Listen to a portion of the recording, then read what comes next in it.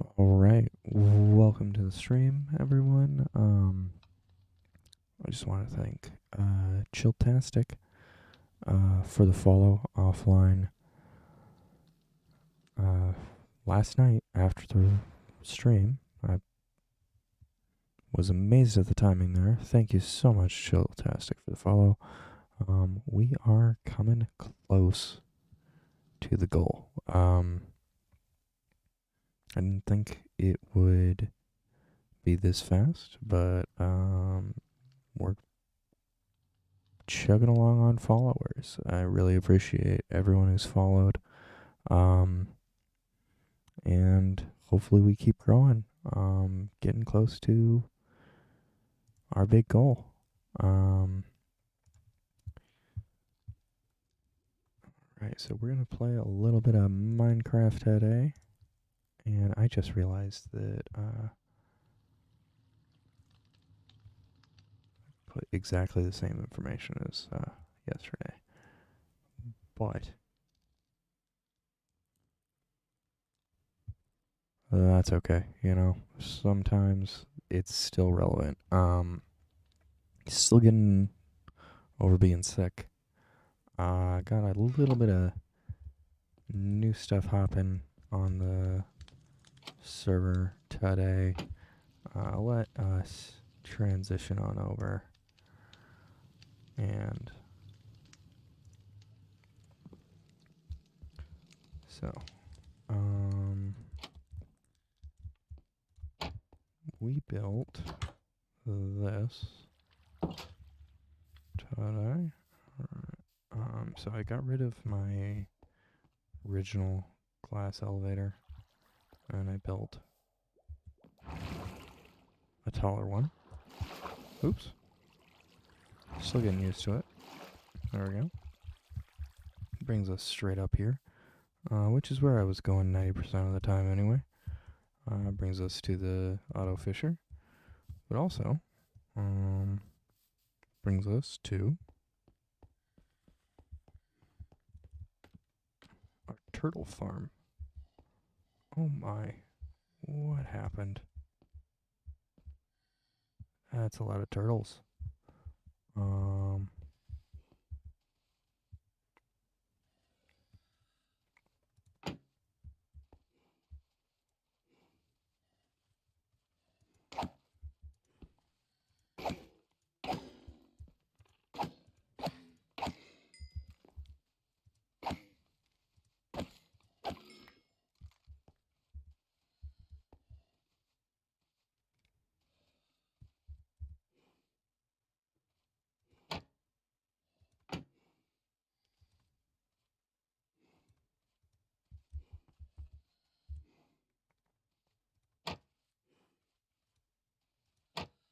Okay, so we built a turtle farm, which apparently needs a lot more tending than I expected when I initially built it. Because one thing I didn't do was I built it up here instead of near an ocean.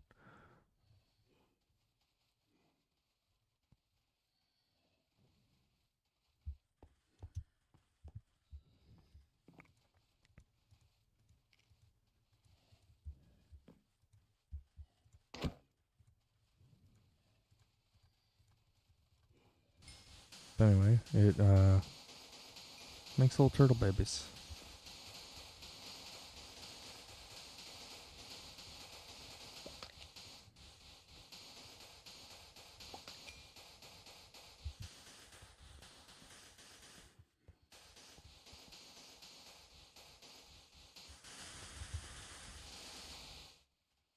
When I left it, there was only 2 turtles in there, so a lot of eggs, but 2 turtles, so it's working.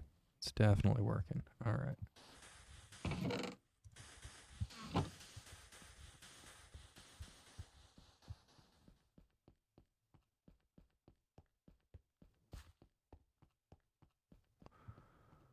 We also made some. We finally harvested from the paper farm here. You notice there's some stacks missing. Basically, they were even. And finally.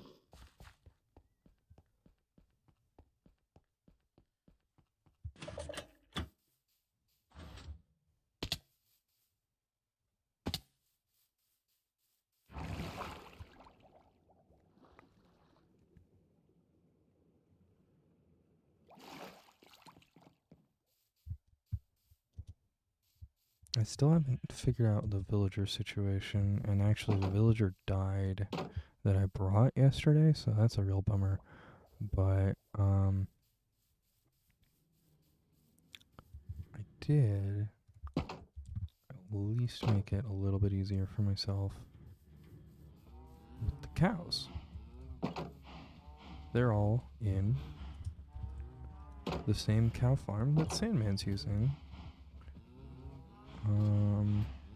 Although I think I need to make the same improvement because I've noticed multiple cows getting out. Seems like they're able to clip.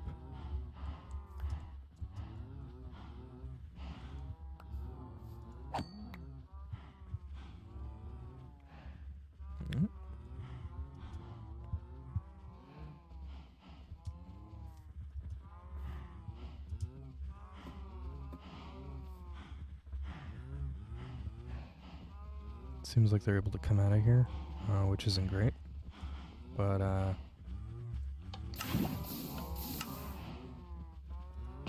it generates a bunch of leather. Oh, I don't see a bunch of leather. That's not great. It's supposed to generate a bunch of steak and leather. Instead I got some raw beef. That's a bummer. Well, whatever. I'll figure that out. In time. Ah.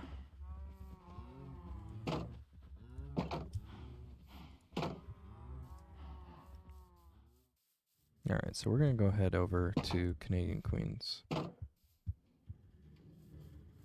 Let's see what's going on over there, because I haven't been over there yet. She made a second base. And I've been meaning to check it while she's online with me.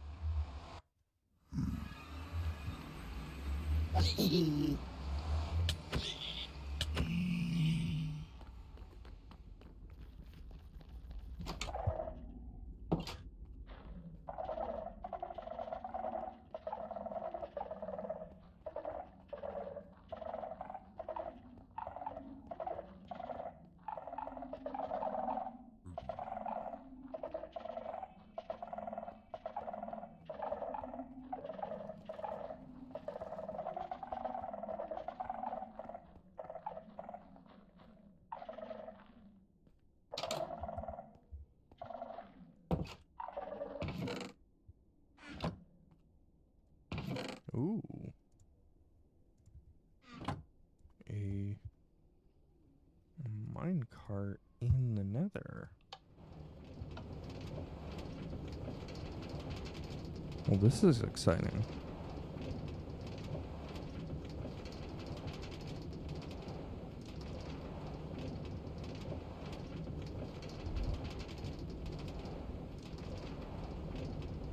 I didn't expect to see a minecart in the nether for how we get to Canadian Queen's new spot.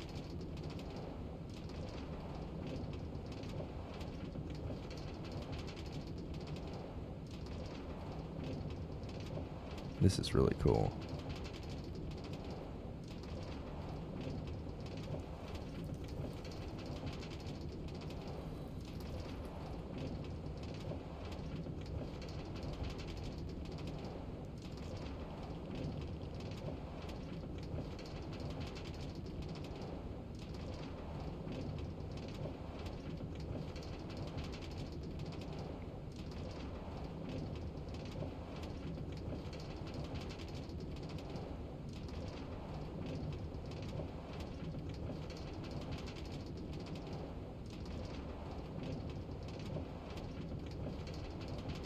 Oh my gosh.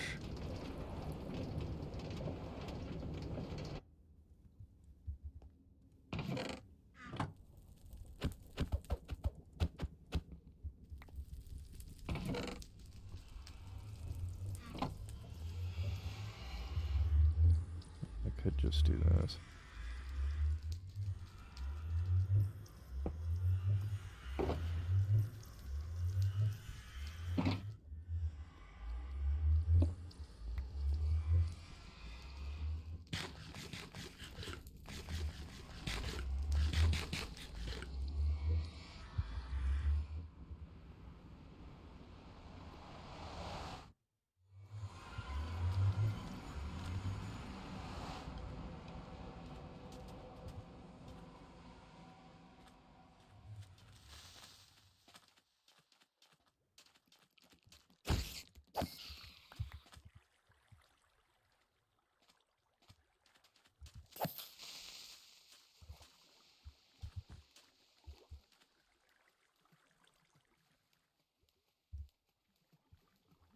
Okay. Guess this is just an easy shot then.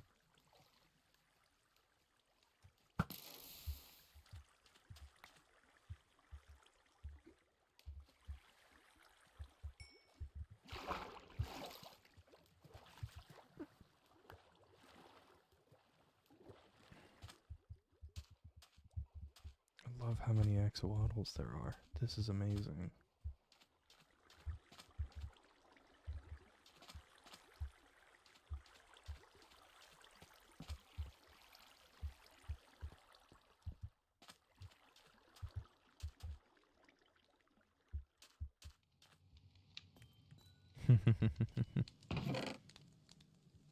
Wow. Holy smokes. All kinds of goodies. That's great.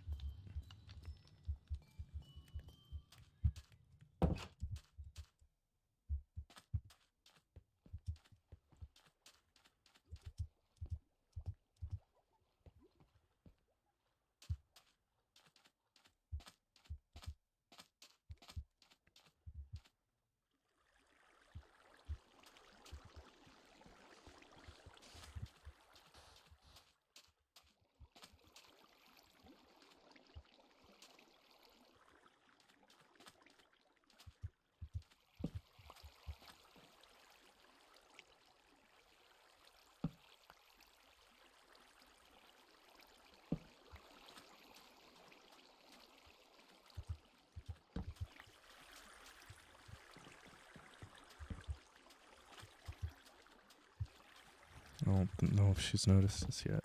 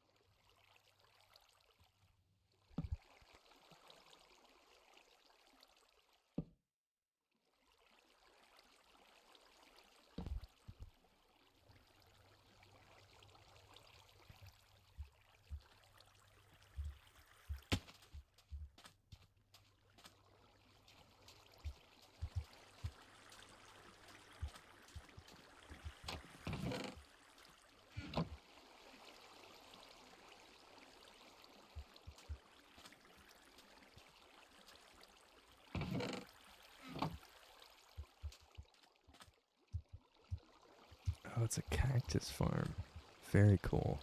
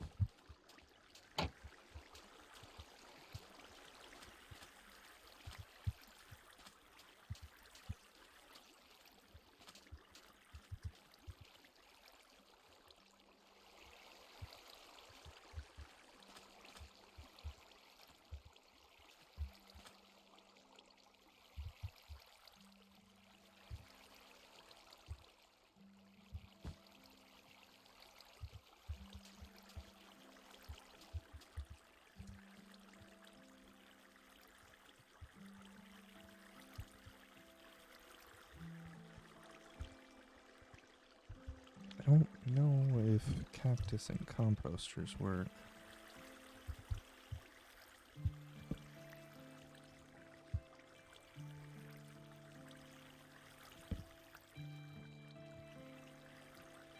It does. Okay. So why is it not going?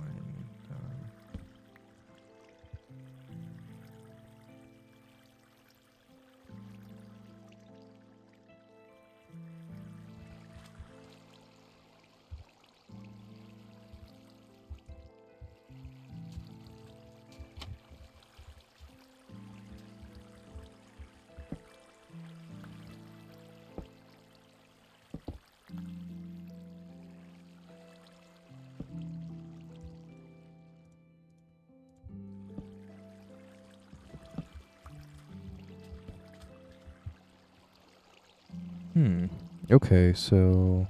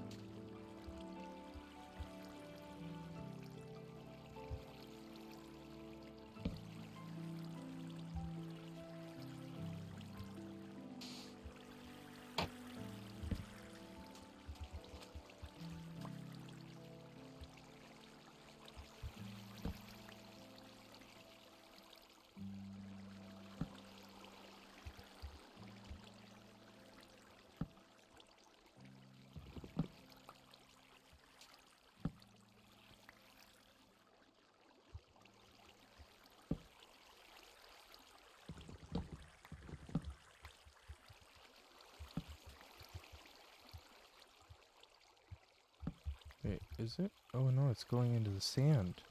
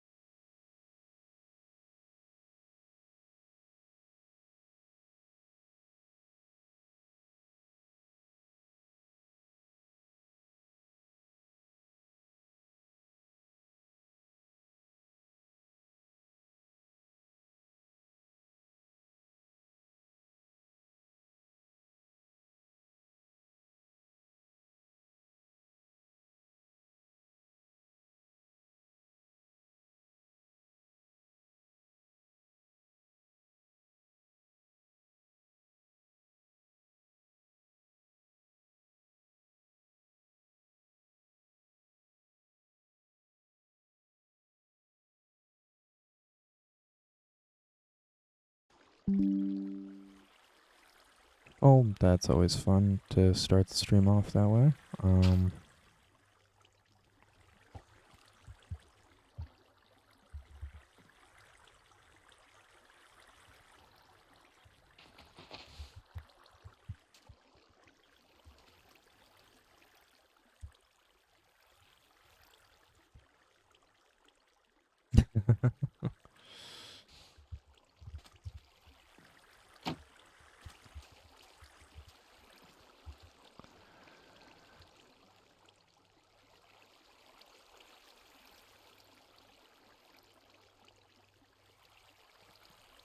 Oh, so I didn't even sneak up on you, Canadian Queen. You saw a follow notification.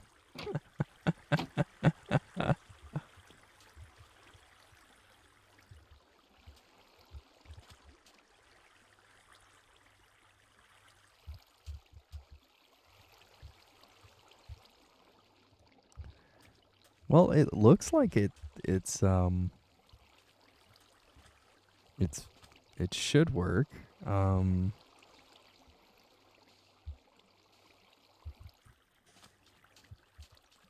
You just had the hoppers in the wrong point. Let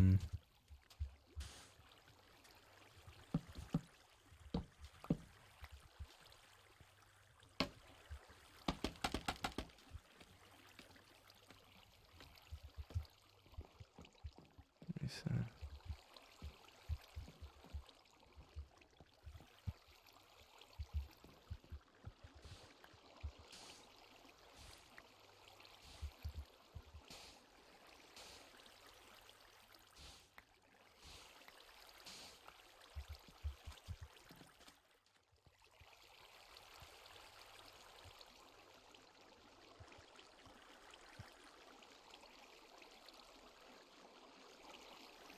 Okay, so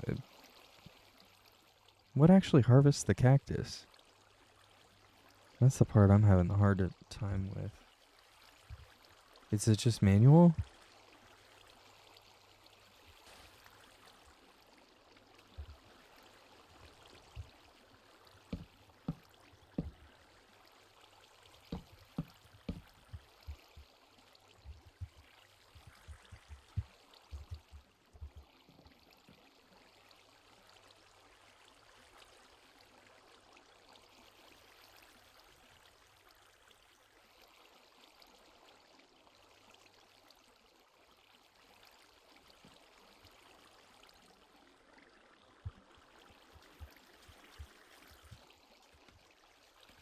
Yeah, I mean, this could work with almost anything. Um,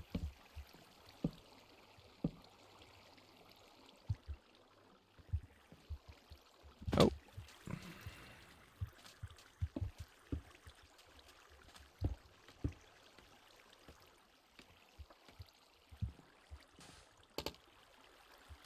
I don't know specifically about cactus because I haven't grown any of it yet, but this could work with like any of the Minty Meadow.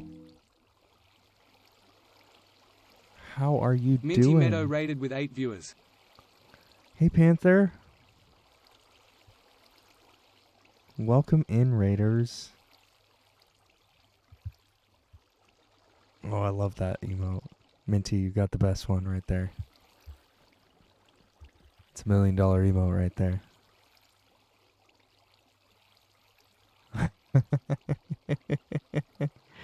Hi, Wild. Ross is the man this world never deserved. 100%. Makes the world a better place. Just by having been in it. Oh, it's going pretty good. We're trying to figure out this cactus farm right now. You don't know who Bob Ross is, Panther? Oh my gosh. You gotta follow Bob Ross on Twitch, like legitimately. Okay, all right. But speaking of people you should follow,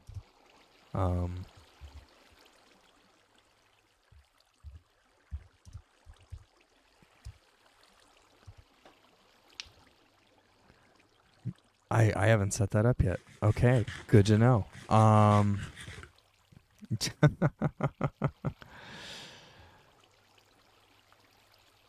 Yeah, I was about to say, like, how can you stream on Twitch and not know about Bob Ross? Like, you're not doing yourself a favor at that point. You really need to like follow Bob Ross and watch a stream or two of Bob Ross.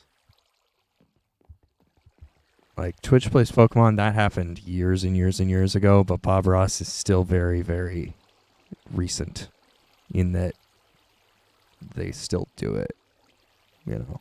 officially. Um, I wonder what word you said. I haven't figured out what word that is yet, but I need to remove it.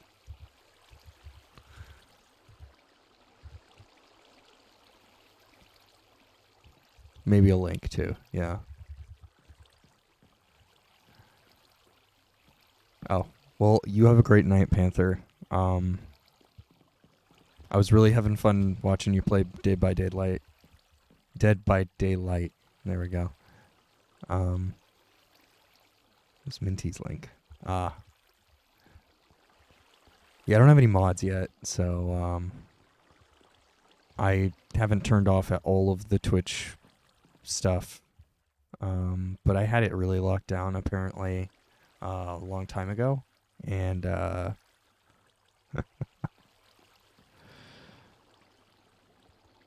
you're welcome. No, thank you. You're a really awesome stream. Like it's you've got a really great streaming personality. I enjoy being there.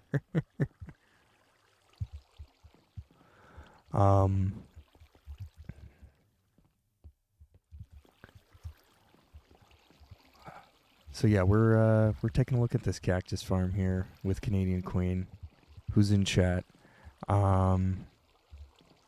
As y'all know. Oh.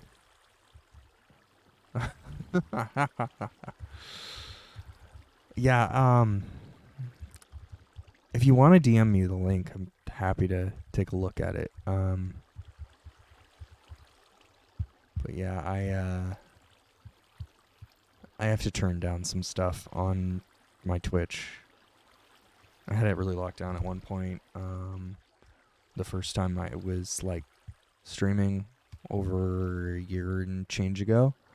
And I never really fixed it since.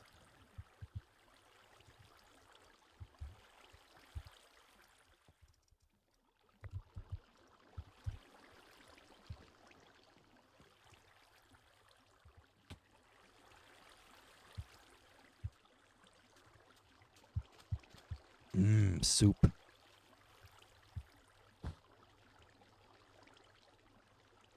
Oh, yeah, I gotcha. You're.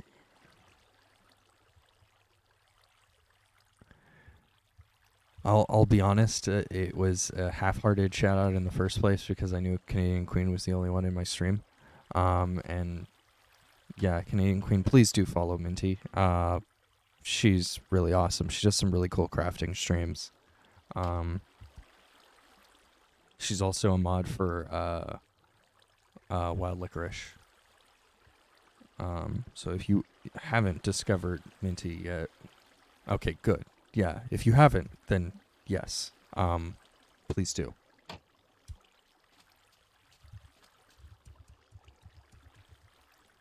I know you're sitting in front of your desktop, so there's no excuse, right?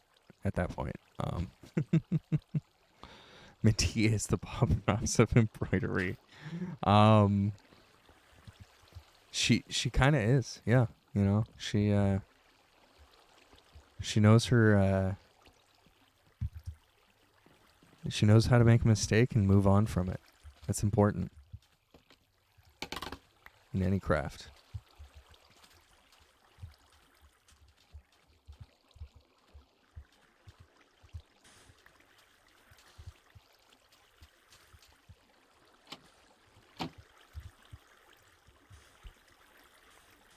Captain percent. We're not speedrunning here, Licorice.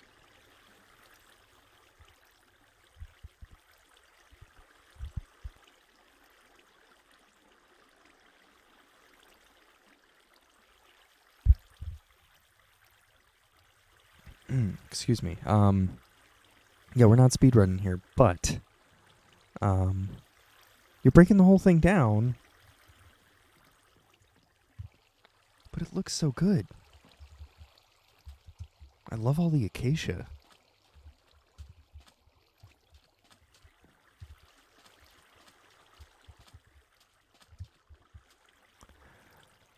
Well, you should be confident with your stream. You're good.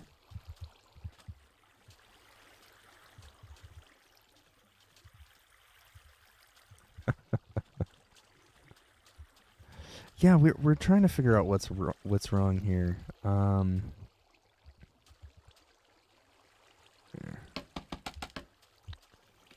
So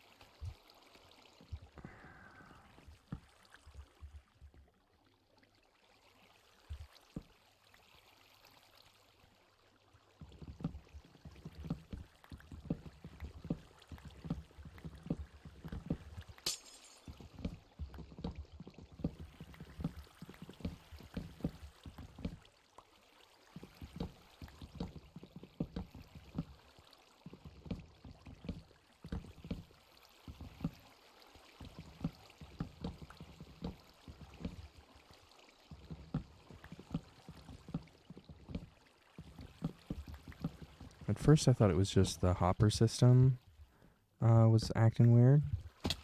And then I discovered that the hopper system in this design is actually hooked up to a bunch of composters. And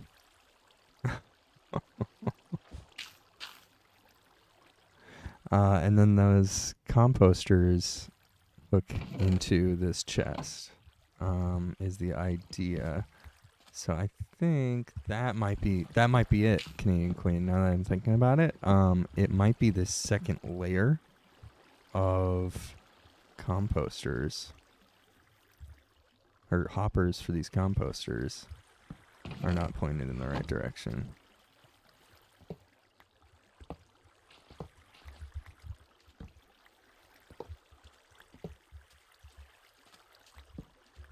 Okay.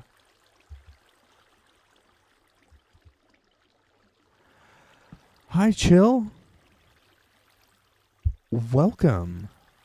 I appreciate the follow yesterday.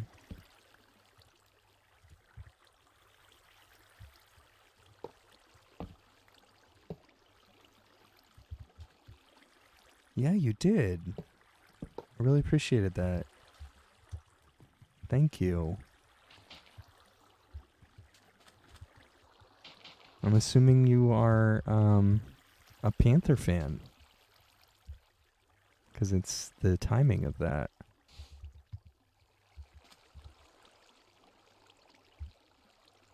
Well, welcome to my stream. Oh, I will gladly show the axolotl sex farm. And yes, welcome to the stream also with that statement. Awesome.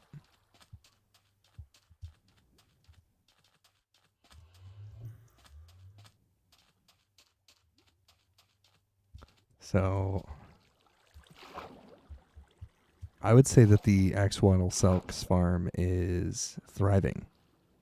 There is so many axolotl, which clearly means they've been doing the nasty a lot. A lot, a lot. A lot. A lot. A lotl. Axolotl. It's what they do.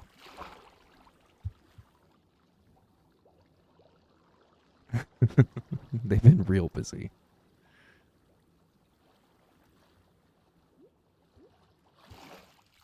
They've been so busy, as a matter of fact, that I noticed that there was room for more, potentially, and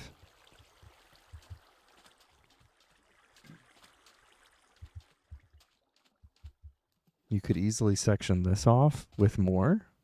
Yeah. There's definitely mood lighting. So, this isn't 100% obvious from when you're in the water because of my shaders.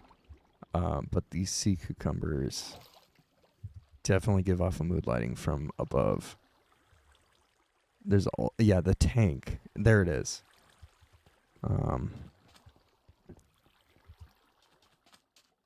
She's trying to get a blue one, which apparently has a really low chance, like 1 in 1200 or something, because apparently in real life blue axolotl are incredibly rare and like almost extinct or something. Um, so it's true to life in that regard with the breeding rate. Um, to try and reflect that, there's a very delicate color or something. I'm not 100% sure on the real life science there, but yeah, it kind of is like a shiny Pokemon. And I need to get some water, I'm realizing, so I'll be right back. Sorry. Just take a look at some axolotl.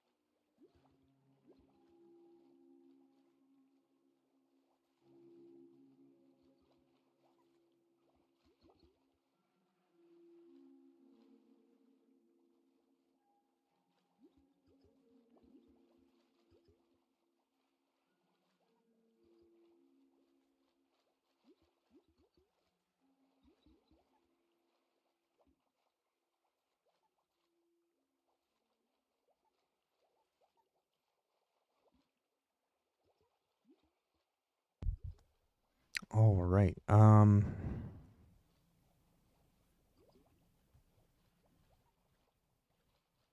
You finished a race with. Oh, that's so funny.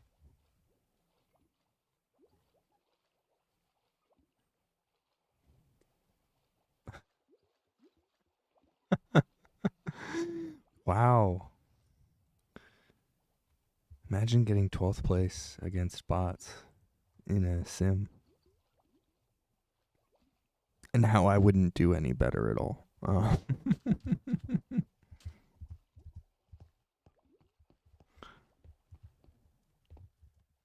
Oh, wow. This is tinted glass.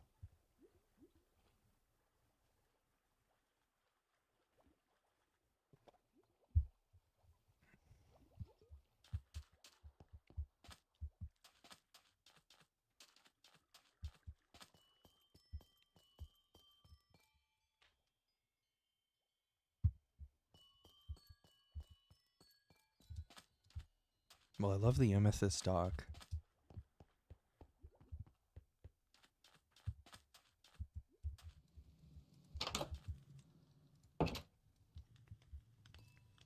Yeah, well, I mean, you know how sweaty that game can be, so it'll get you.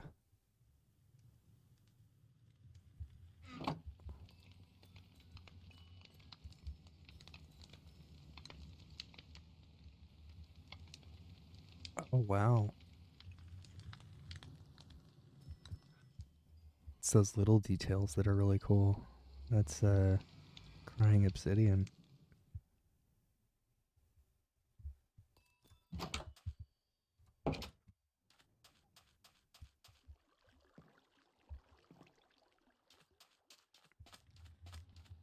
But yeah, I mean, like, you've got uh pro racers using iRacing, so I'm sure pro is not easy at all. Um,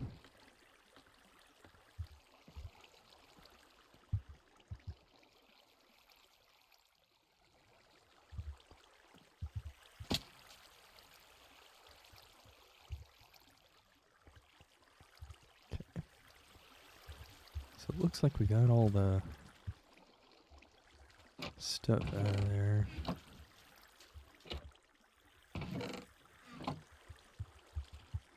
But I don't see if anything got stuck in a hopper.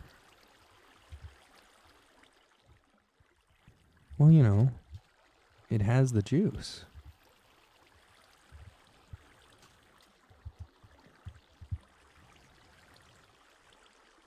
Glorious, glorious juice. Speaking of which.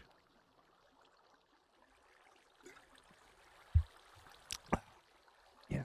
Yep, it's got the juice. Can confirm.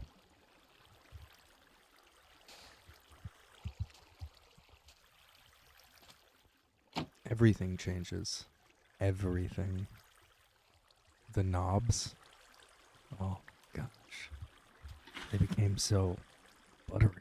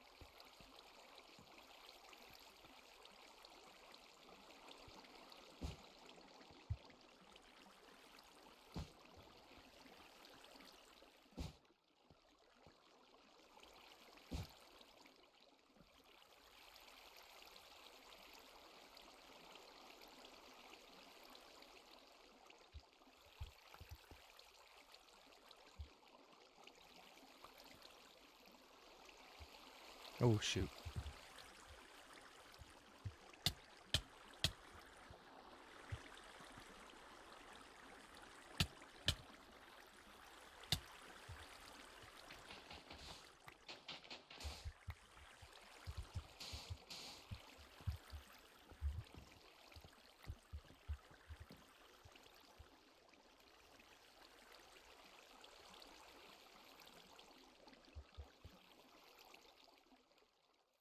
Looks like it's going down there.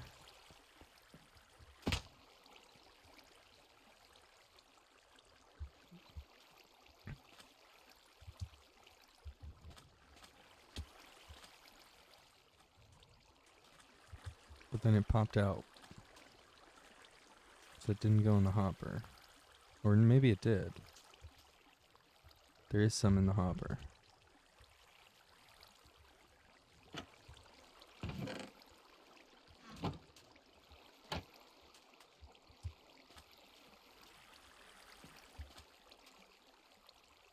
And of course, sand isn't gonna go through the composter.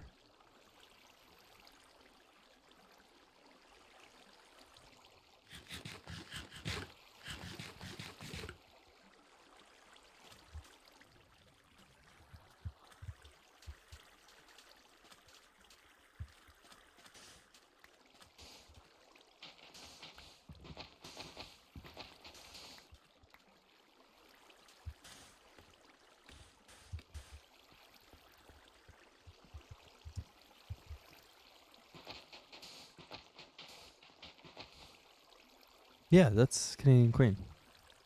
Boom.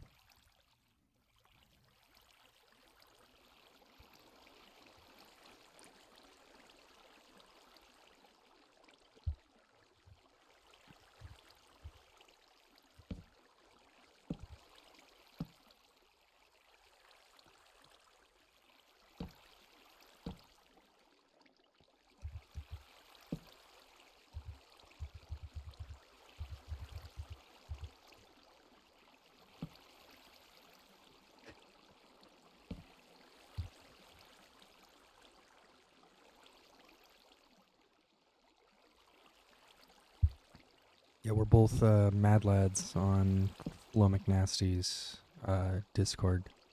So that was the original like requirement of entry. Oh, so does the cactus not like the fencing? Is that what it is?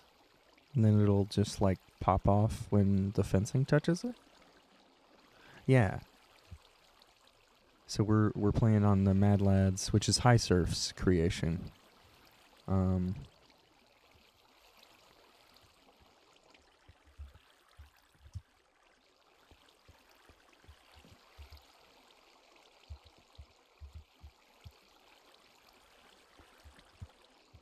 Which is just like a laptop sitting in an office. It's pretty funny. He even showed us a picture where the laptop is, which I was just like, that was so unnecessary but hilarious.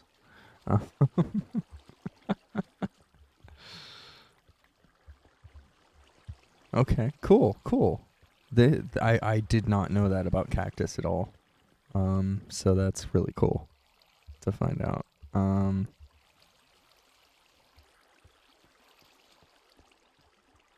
Yeah, I wish I had something compostable, but I did not bring anything with me that would do that.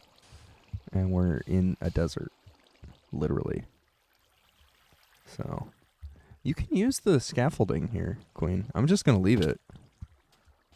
You use it like you would swim, just space for up and shift for down. Saves you having to constantly rebuild sand.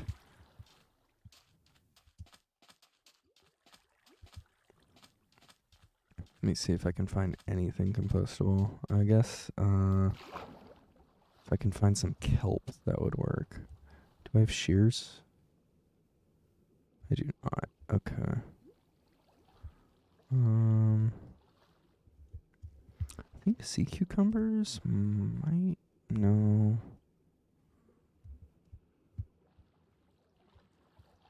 Um.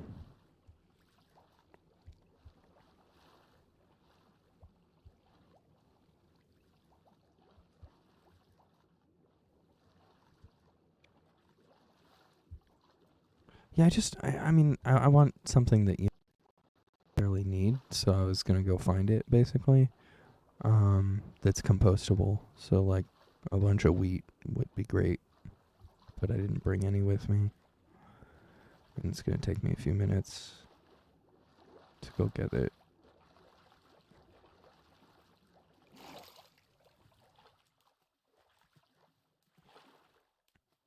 Ah, additional cactus. That'll work.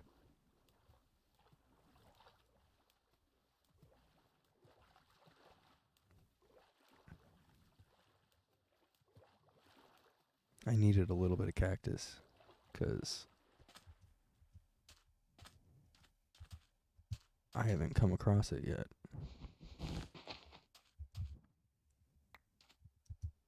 I did not know cactus was so delicate. Okay.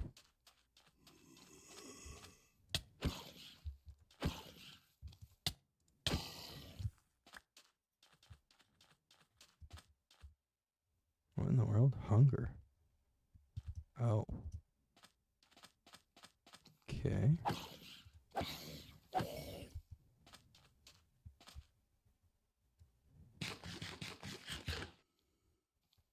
Sand zombies make you hungry, apparently.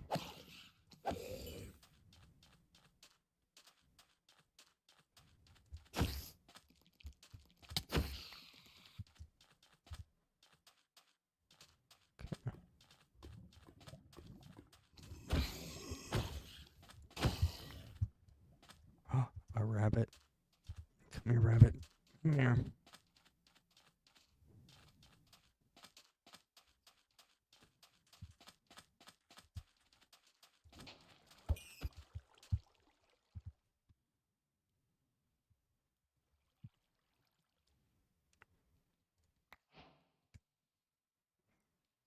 Rabbit hide and raw rabbit.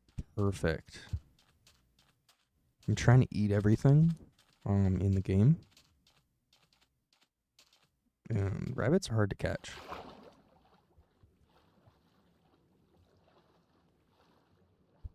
Mr. Menace, with the corn having the juice. Welcome. I appreciate that. Appreciate you. You wild, wild mad lad.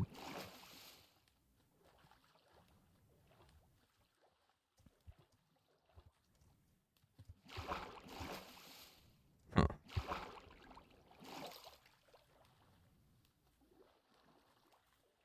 I've got the feeling that I'm not going in the right direction.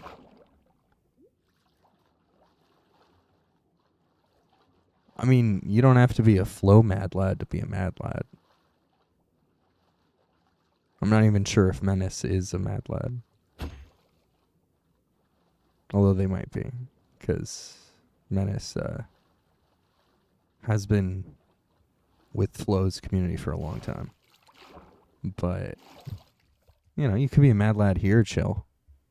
You could be a mad lad in real life.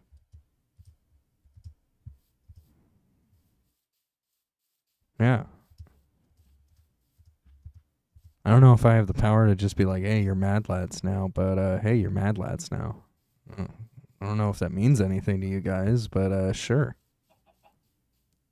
I said it. It has to be something. It's done. Boom, right?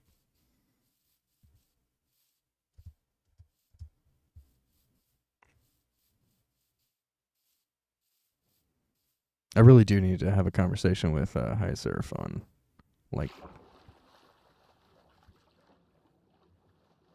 oh, that's no good chill.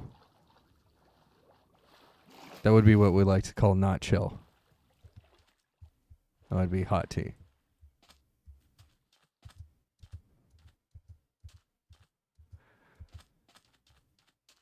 I used to work in a coffee shop, and I developed a high tolerance to hot liquids because I was constantly burning myself. So it sucks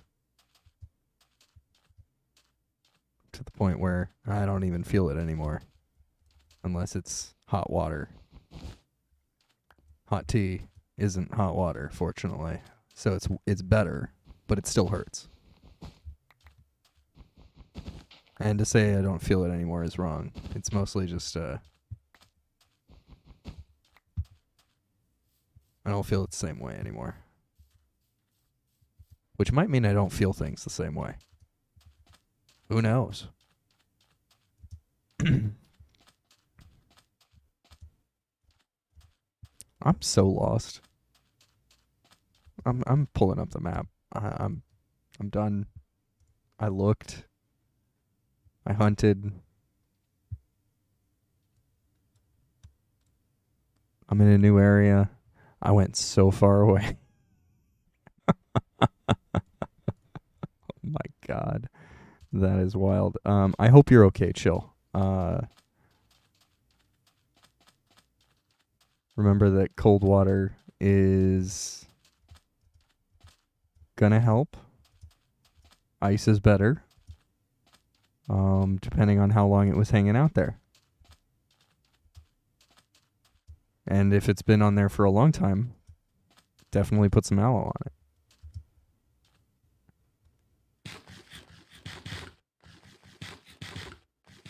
I was running so fast that, as a matter of fact, I ran out of stamina.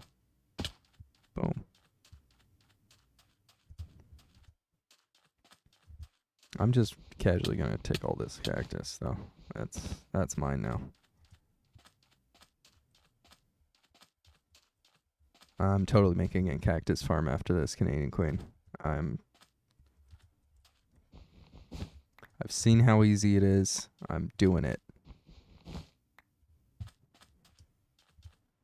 I don't know if it'll work, but you know, we'll solve this one together, I guess. I also needed a bunch of this for dye.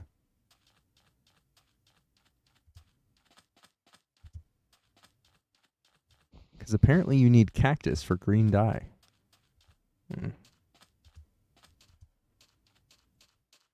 Wait, what?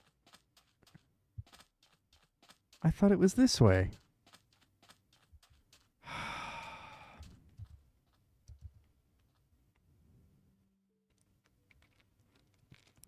I mean, it was this way. It's just further that way. I really went pretty far. And the sad music starts playing. It just hits differently sometimes.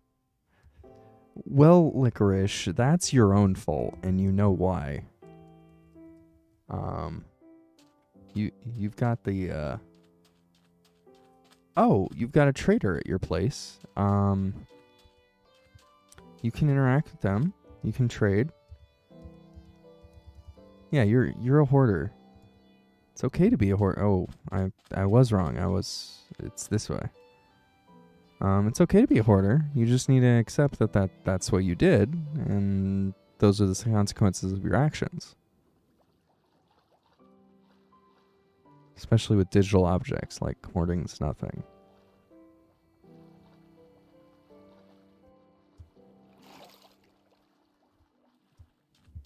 It does make you a Twitch points whale, though.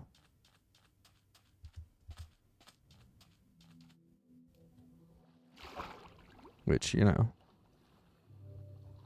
can be a whale that way, or you can be a whale in real life, and not everyone gets the chance to be a whale in real life, so might as well roleplay as a whale in Twitch points land.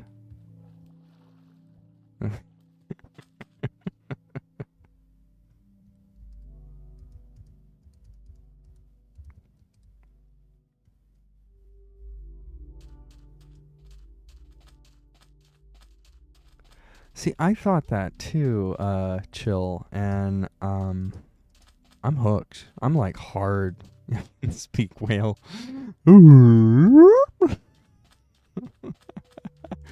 I thought that too about Minecraft for a while, and then I gave it a shot this year, and I have been so hooked.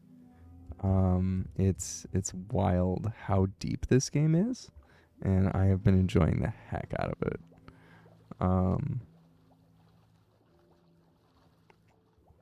It's a oh, hey, there you go. You traded with a trader, Canadian Queen. You've made a deal.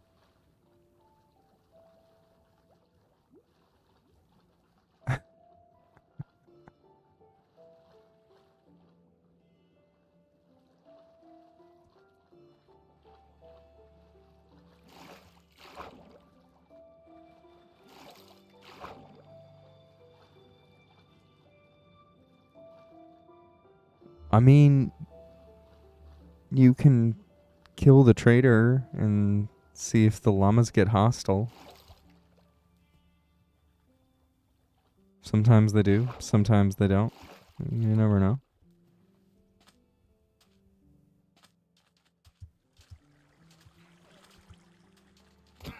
There we go. You got 2 leads at the very least.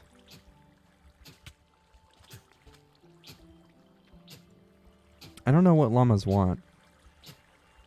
Maybe they want cactus.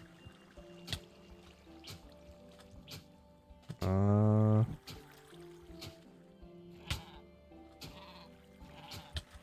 they don't want cactus.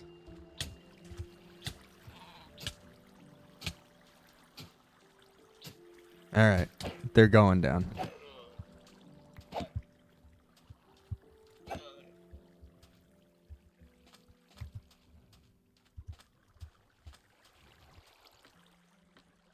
I gave them a chance. You're dying? Uh-oh. Oh, no. And now I fell in. I don't know if I have... Oh, I do. Okay.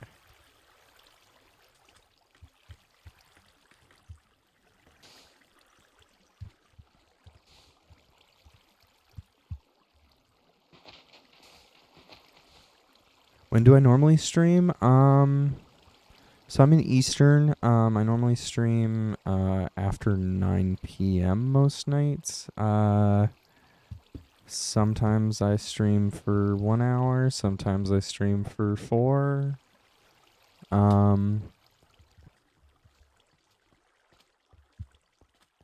So a lot of the time I'm like streaming at the same times as like Pan is. I've been noticing.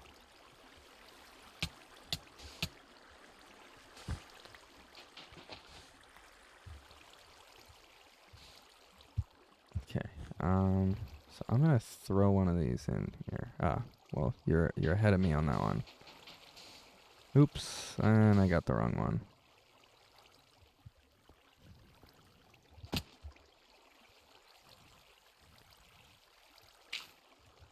Okay, it went crunch. It went crunch. I see bone meal. I see bone meal. I see bone meal.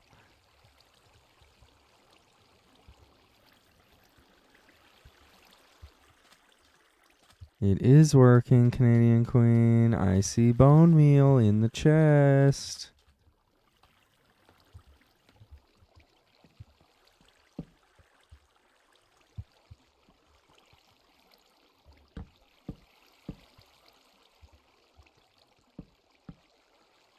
Come on. There we go.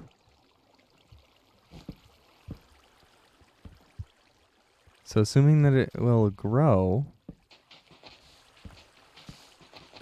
with the lid on. Lid. I mean roof. Then it should work. Hopefully.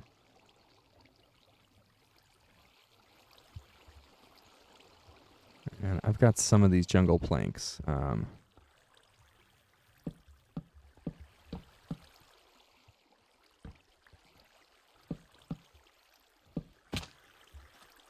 Ow.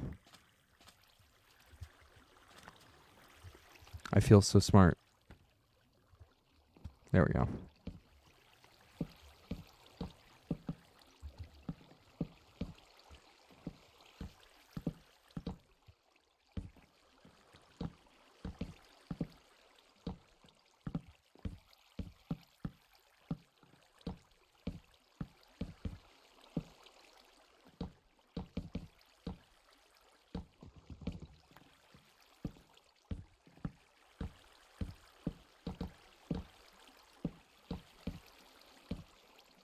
There we go. Looks good.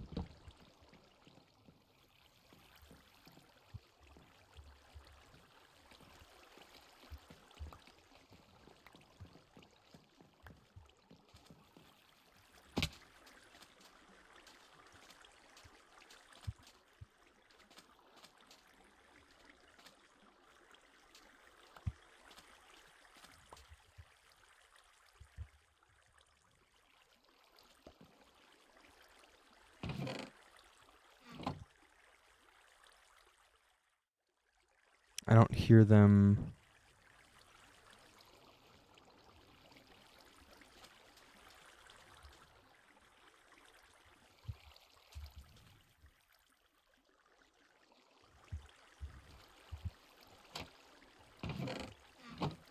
Oh, the cactus?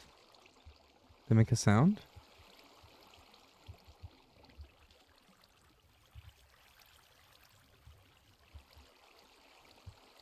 Well, I would imagine, yeah. Growing things in Minecraft can take a while. It can take like a full day cycle. So it can be like 45 minutes when it grows one height on certain plants. Bamboo grows like a weed. If you want to try that instead of cactus. But I don't know if it'll harvest like that.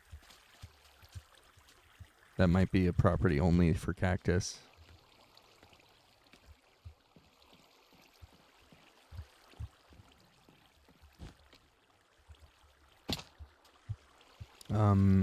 I might have some bone meal, though, now that I think about it.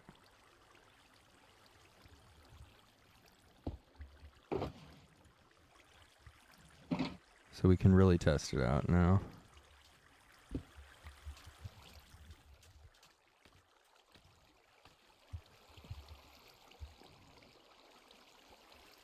Hold on. I want to make sure I'm getting this. Sync this one. Okay, good.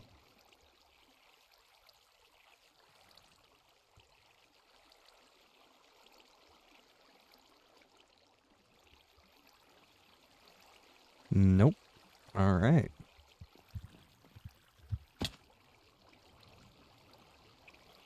Yeah, it didn't work at all.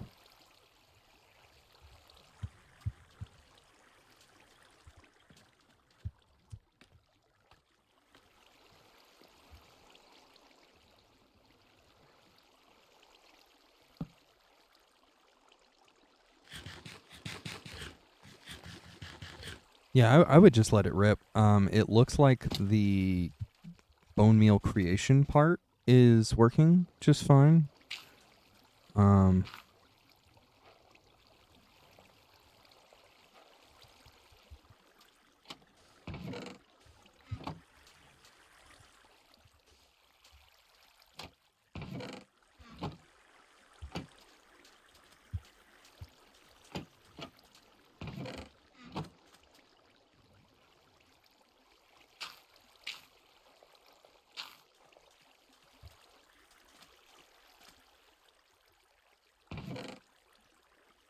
Still not more than one, though.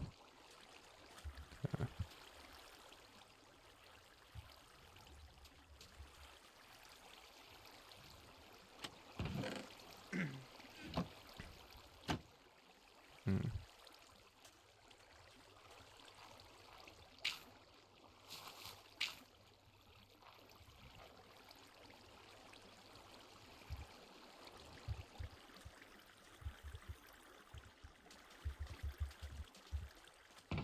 There we go.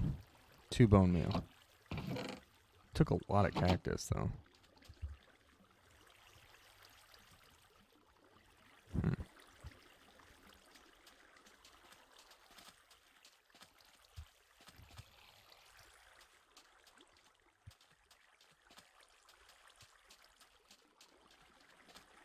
But yeah, it's cactus. It has the juice.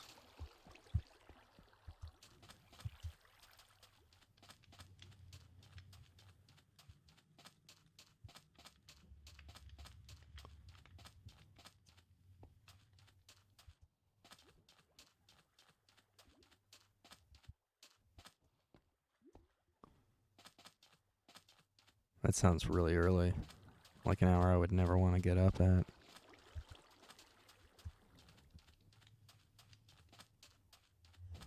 Or it's set really late, which is an hour I wouldn't get up at either. That's really late.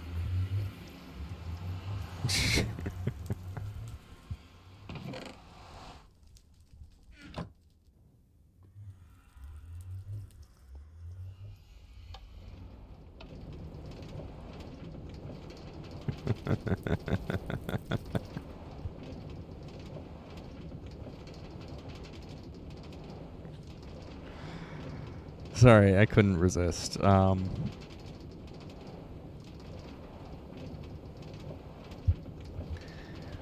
I used to wake up at 5:30 in the morning, and I used to wake up earlier than that too. Ugh. Those days were rough. I would have to wake up at like 3 in the morning. Fortunately, I only ever had to do that on nights where I wasn't having to do it for several weeks in a row kind of thing. It was just like a once every month or so. But then I also used to do radio, so I used to do all kinds of crazy hours where I would just like stay up all night and then sleep during the day too. So sometimes I would wake up at like 5:30 at night because I'd have like a a 2 a.m. show. And those were always kind of fun too, because you would like catch some real strange people on the phone at 2 in the morning. But then you would catch people like going to work early at like 5:30 in the morning. And like it was always a wild mix during that shift.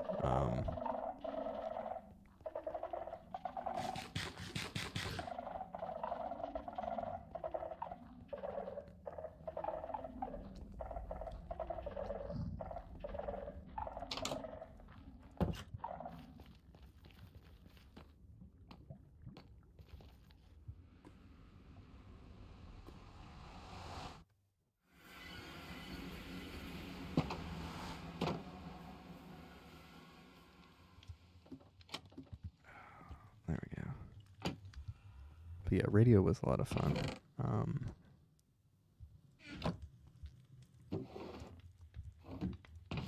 It was weird, but it was fun. Yeah, so we use the Nether. We've got a whole Nether network. So Sandman built us. Yeah, sorry. I'll show some stuff off here. Sandman built some things that we use to connect to each other in creative mode. So he took some artistic liberties with this one, and made it very skulk. And he used skulk sensors to activate lights. And then some lovely quartz and transparent blocks. And so not everything looks like that.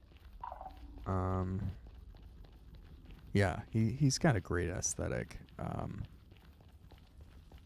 He really built some cool stuff. I'll go show the smithy. That's a really fun spot. But yeah, so there's like stuff like this. Oh. Did I get anything for killing that? No? Okay. I think that's the first one I've actually killed. I knew they were mostly harmless, so a lot of the time I wouldn't kill them. But now I'm getting to the point where I'm instigating trouble in the Nether. So yeah, there's still some parts where you can find ghasts and things. So the Nether is still dangerous. It's not without its danger, but kind of neuters it if you need to just go from A to B. But then also after we started doing this kind of stuff, we turned on your items don't go when you die, because people were dying a lot and losing all of their stuff, and it was rough, and we didn't really want that kind of sweaty environment just in this server to be really chill. And so yeah, this is my base. I built this this week. It's kind of fun. It's a door.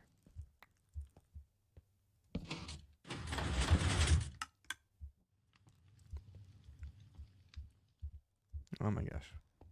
Where's my torch? Well, rip torch. Apparently. That's the first time that's happened. That's okay.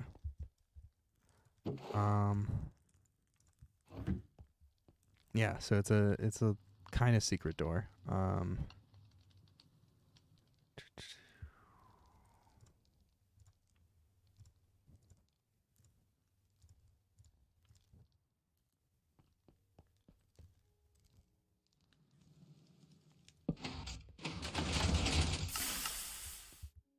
Okay. There we go. And then it's got a way to close it from the back. Hey, there's my torch. I knew if I came back here, it probably would be there. I think the coolest part is that it is built into a campfire, so it actually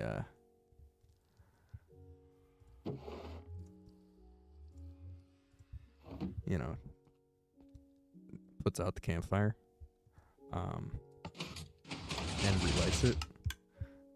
So that takes you to here. From here, I built another secret door this week, which I'll show. But I also am working on some terracotta. I want to match all of these beds with their terracotta patterns. And I've got some extra storage down here. And then in the final level is a library. I put my enchanting table down here, and all of these bookshelves were bought instead of made from the library in Sandman's space. And I mostly did that for the librarians because I'm trying to level up all the librarians over there. But I figured, why not build a library if I'm buying bookshelves? And this is the original door, which I'm thinking about just deleting that now that I have this. Right.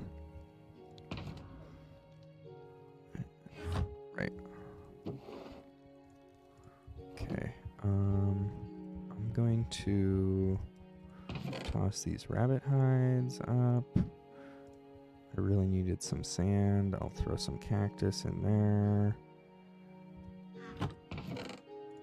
Throw my rotten flesh over there.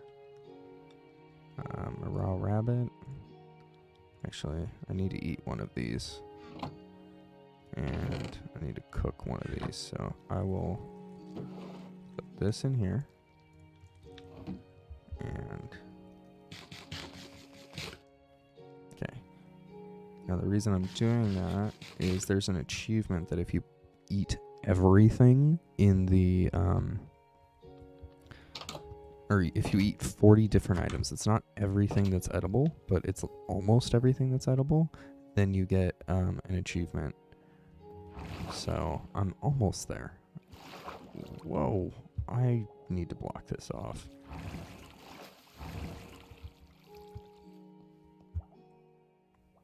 As cool as it is for the realism of it, it's getting in my way. There we go.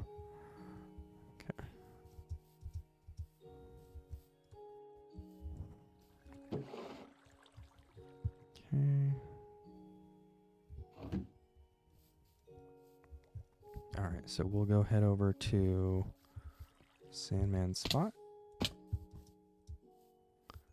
Yeah, I'm not too worried about falling the distance anymore because I've got fleet-footedness.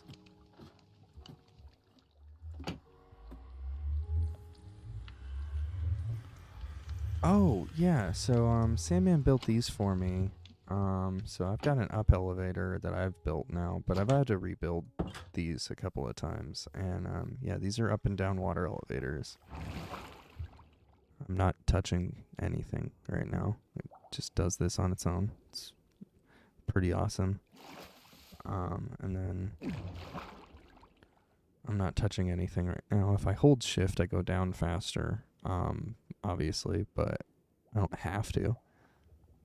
And then if I hold shift at the very bottom, because this is a magma block, it won't hurt. But if I let go of shift, it will hurt. But yeah, they take some time for sure. I just redid this one, actually. Originally, that's why there's still glass here. Originally there was glass and an elevator going only to that square, but now I made it go all the way up there. So originally it would have just gone and spit you out right here, but I wanted to make it go higher because I keep going over there.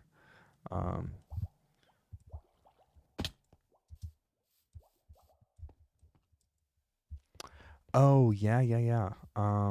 So yeah, this was Sandman's trick. He did all that over here, and so I'm just copying. Yeah, the signs keep the water in. You can also use trapdoors too.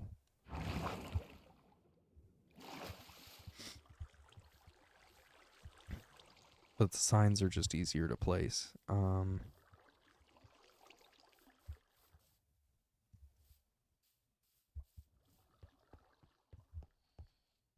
course, they take an extra stick. So, if you're early on in your Minecraft world, then, sticks are precious.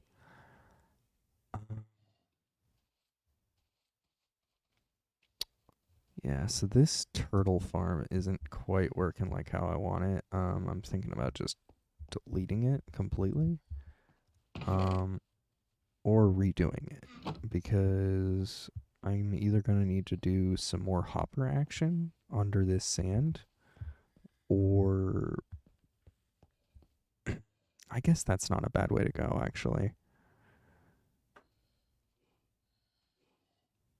I mean, I might, I do have a lot of eggs, and there's a lot of turtles, and there's a lot of eggs under them, so I might keep their egg. I'll keep their babies if I do. I'm still debating. It's new. It's a new turtle farm. I just made it today. And it's not working as I intended. Apparently, if you make this by the ocean, the turtles will just come into here and they will kill themselves. Which is very depressing when I say that, but that's what you want. Is you want these two things, and you get this one by them killing themselves, and you get this one by them maturing, and by putting them in to a 1 block gap like this, they just kill themselves.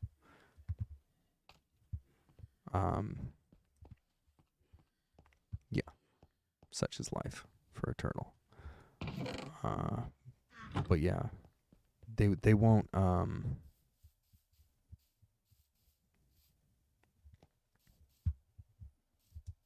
they won't excuse me, they won't go towards the place that they need to go unless there's an ocean, apparently. And I built it all the way up here like a jackass because that's what I do. Because I also have, ow, I didn't mean to fall there. I know I said I'm impervious to falling, or darn near, but I do still use food.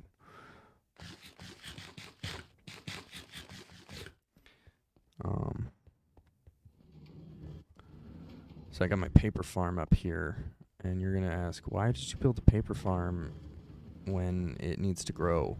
And that's because I used a bunch of sea lanterns to really brighten up the place. And sorry for your eyes, everyone. I know that it's nighttime, IRL and in game, so that's really bright for a contrast. But it works wonders with the paper. It's just glorious. I've had this running for about exactly.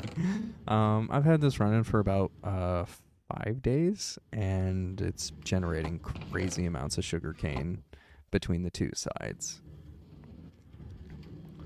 But yeah, with the shaders, it's really bad.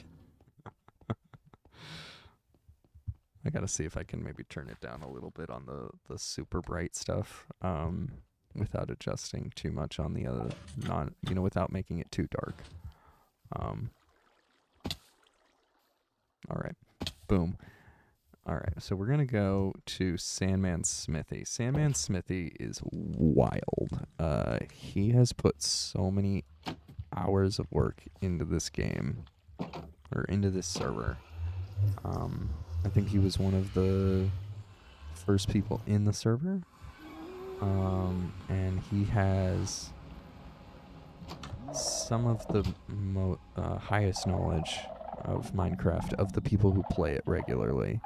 I think there are people who played Minecraft for several years who have access to the server, but they really don't play in this one much. But I have heard of their exploits, and they sound cool. They just don't do much for me when I'm a 6-month player and don't really know anything about the good old days of 1.12 or whatever. I That's right, Mr. Monopoly. I'm calling you out. I don't know if you're here. I'm just calling you out, dude. I'm calling you out, dude. Come and play. So let's start with the tour. This is not a secret fireplace. It's a blast furnace. That's all it is. It's just a blast furnace. It's not like my door at all, but it looks very similar. So I thought I'd bring it up. This is the smithy. So we've got an anvil here, a upgrade table. I don't remember what these are called. Some furnaces, grindstone, etc. Right, but he's got the aesthetics down pat. Like they just look good. A nice ender chest right there is really useful. He's set up automatic doors.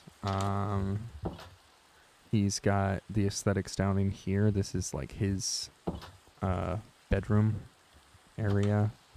Wait, what? Oh, that's just smart. I gotta do that. Okay. Yeah, he's just got a really good eye for these aesthetics. Oh, I love that. I didn't even notice that till right now. He's a gamer who looks up a lot, and so he makes sure that everything looks right. This is a auto stone generator or a stone farm. It's a pretty common thing. I think a lot of servers have something like that for early on. This is an auto fisher. I have the same build but with different bricks. So his looks a lot better.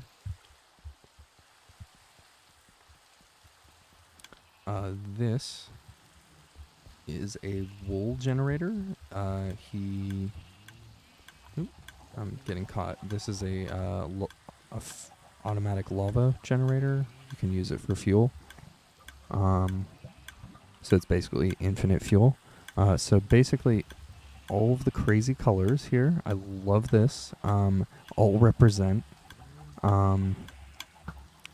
the different colors of wool that are available. And so if you go in this chest, you see all the different colors of wool that this generates. And it automatically shears them right as they eat it. So they eat grass, they get their coat back, and then it gets clipped. Yeah. It's pretty awesome. This is a leather farm. I built the same thing today at my base. It generates steak. Sometimes it generates raw beef. And it generates leather.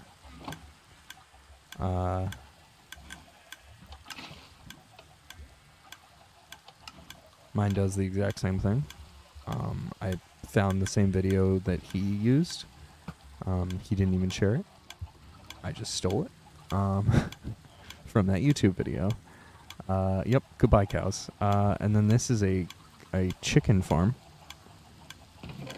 It generates cooked chicken and feathers. Basically, it pops out eggs from this dispenser right here.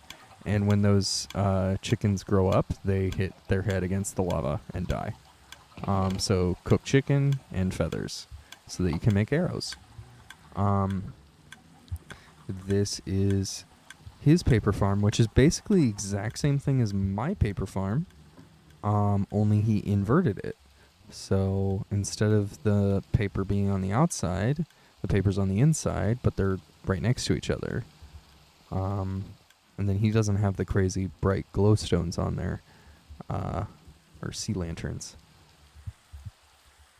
But his does a pretty good amount of paper every few days. He hasn't been AFK as much in here as I have, so that's a great AFK farm. Oh wait, there's I think one more thing I should show in here, because this is the big one. The big one. Oh, hey, look, a cow. Oops, sorry.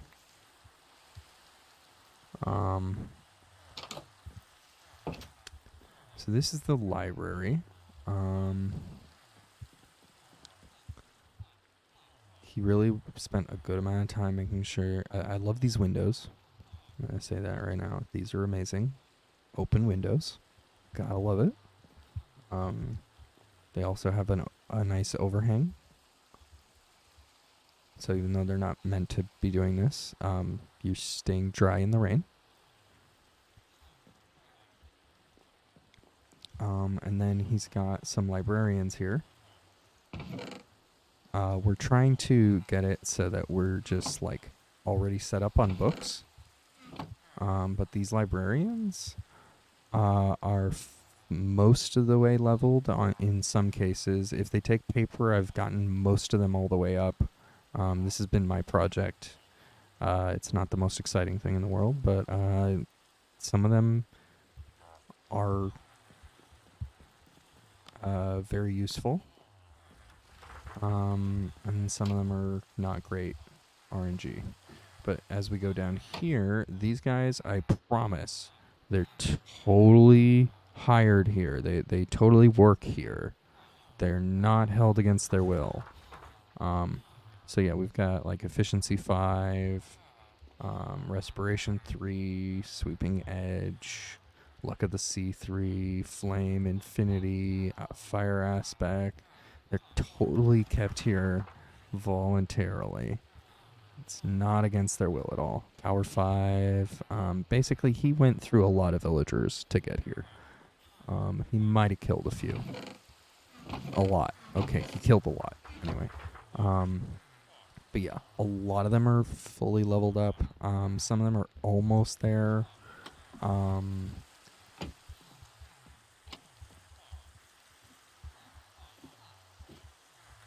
There. I did get this chest filled all the way up. It was one of my goals with emeralds. And then I spent a bunch of them on the librarians to level them up. And we've got some books here. Eventually we'll be filling this up. That's why I rebuilt a lot of his stuff so that I could AFK at my spot and then fill this place up, because there's no way I'm doing the librarian thing without creative mode, because he already did it. I don't need to recreate that. I can just come here. Alright, so over here. This is an auto wheat farm. This villager just makes wheat all day. That's all he does. Makes wheat, makes bone meal.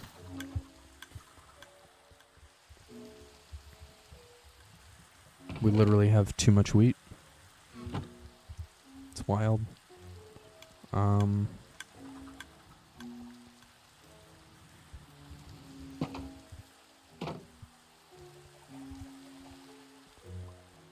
Oh, right. Also, this auto paper farm works just as well for bamboo. So I put bamboo in there, and then 2 days later, we have 2 full chests of bamboo, because bamboo grows like trees, or grows like grass. Or faster than grass, actually, but it's wild how fast that grows. This is a slime farm.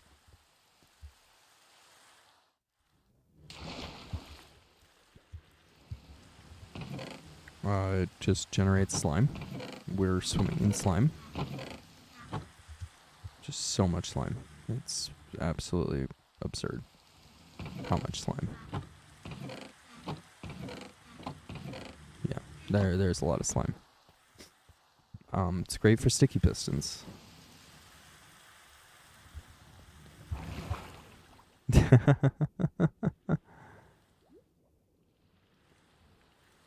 The bamboo, it grows so high, it's so wild. I didn't know it'll grow up to 15 blocks high. That just was astounding to me. So then this is one of my favorite farms to just watch. I'll just like sit here and chill. Oh no, it's not working again. That's okay.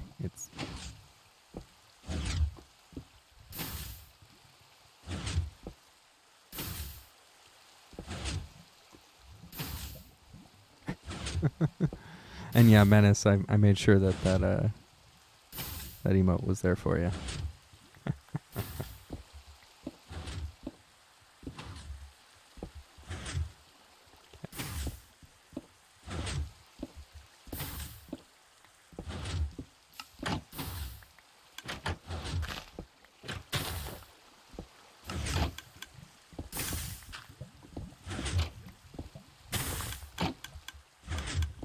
Hey, Oliver.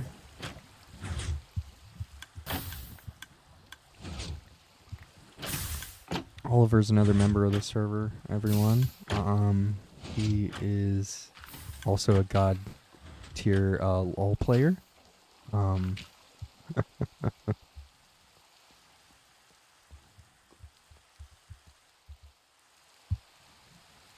Hello? Who might not be...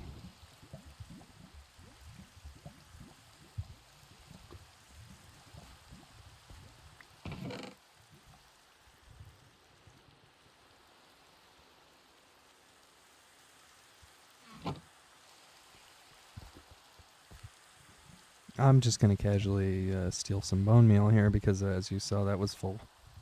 And so is this. So is this. So is this. Not this, though. Just this. So this this bone meal farm is wild to watch just work. So basically the water will clear a bunch of that space out, and then the lava here is doing something similar to the block generating machine, but then pushing them with a piston. So then it just constantly blows it out and renews it, and blows it out and renews it, and it's using an observer to observe where in here these moss blocks are turning into moss, and it will start over again every time. And so I love just chilling here because it's fun to watch it just grow and then dissipate and grow and dissipate and grow and dissipate. I think it's really fun. Plus it has that rhythm.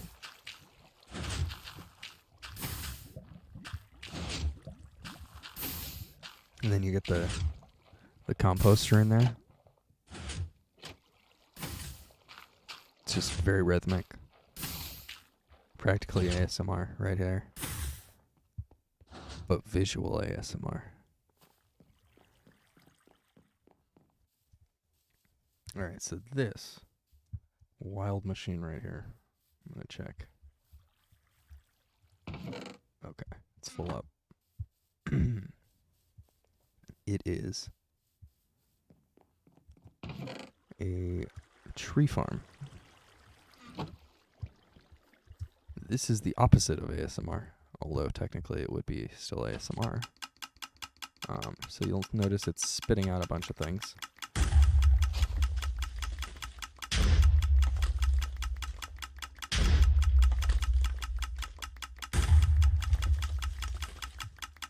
And I'm having trouble getting that alignment in there.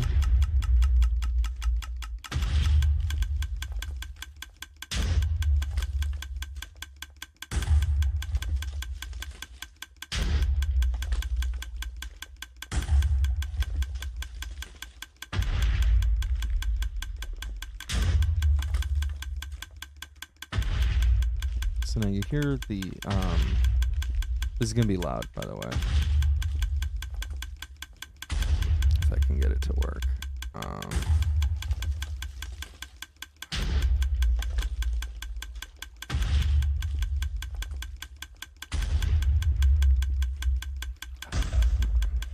Sorry.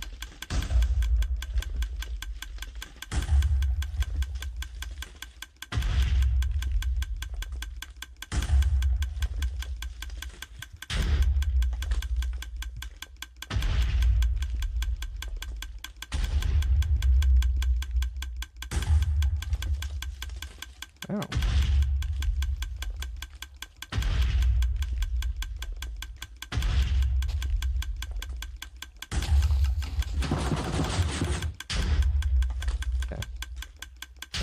That was the problem.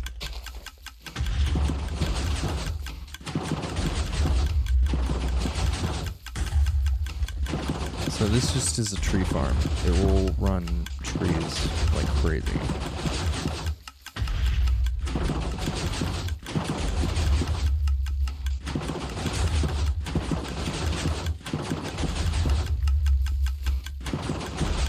Basically, the reason why you hear that explosion right there is it's blowing up the trees.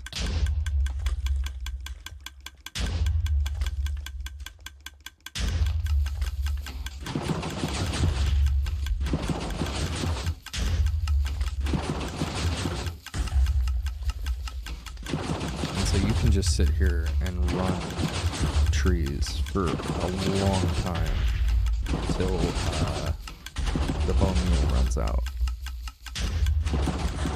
So this is not an AFK farm, but it's definitely a tool that is used to generate a lot of wood very, very fast. There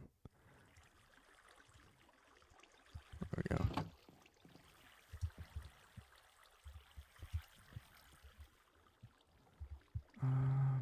I will throw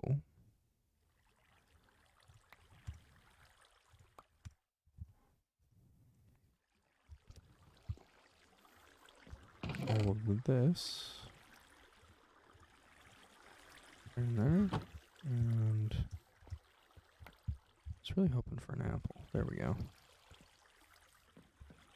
Oh, okay. So, yeah. So this is technically, if you ran this away from the keyboard, oh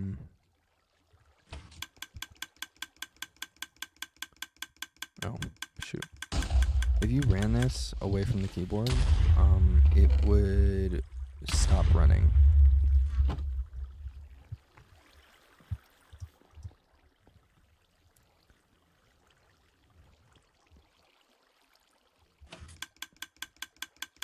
But you could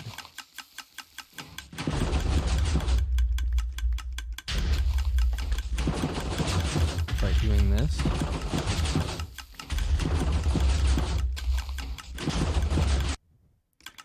So now I've reloaded the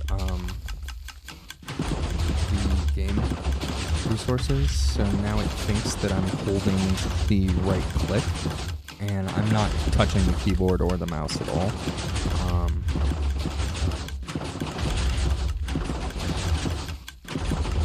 So I could run it like that, just constantly, and it wouldn't stop until it ran out of bone meal. So technically this is an AFK farm in that regard. But it will run out of bone meal eventually. As you can see, in the small time that we've been here, we've used stacks probably. Bone meal. So we've run 2 stacks in less than 20 minutes, basically.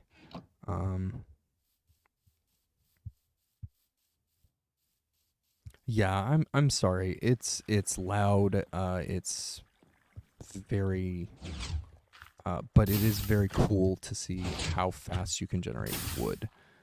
So that's why I show it off. But it is very loud, and I'm sorry. I've done everything I can to lower that sound too, without just lowering the whole game volume, and there's not a whole lot you can do, unfortunately. That's fine. That's fine. I deserve it, honestly. We were having an audio conversation yesterday before I raided Pam. It's very deserved. Very deserved, honestly. Alright. So I'm just throwing that in the bone meal farm. Yeah, I gotta show off the wood. You know what I mean? Nice, juicy wood. It has the juice of the, bone meal. Bone meal is basically fertilizer. That's pretty juicy stuff. Yeah. I'm talking about. All right. So yeah, he's got a lot of different things, but the thing that makes all of this work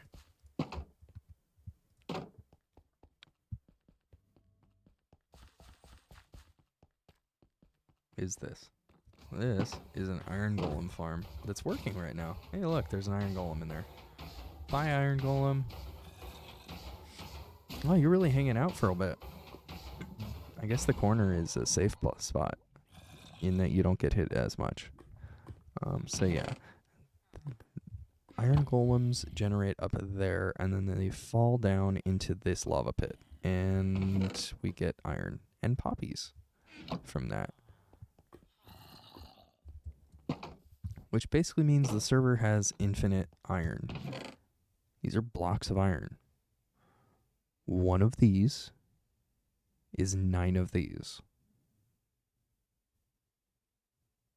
That's a lot of iron. Gotta get my re-up.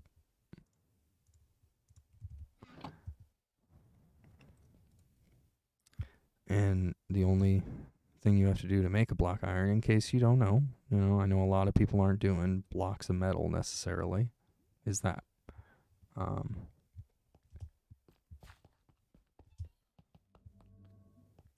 Now that being said, my big flex, I got a black diamond and a block of lapis and a block of emeralds. I used to have 2 blocks of emeralds, and I'll probably end up getting some more emeralds here pretty shortly. You're welcome to do it that way. You and Rec are doing that, but it's all here for you. See? Boom.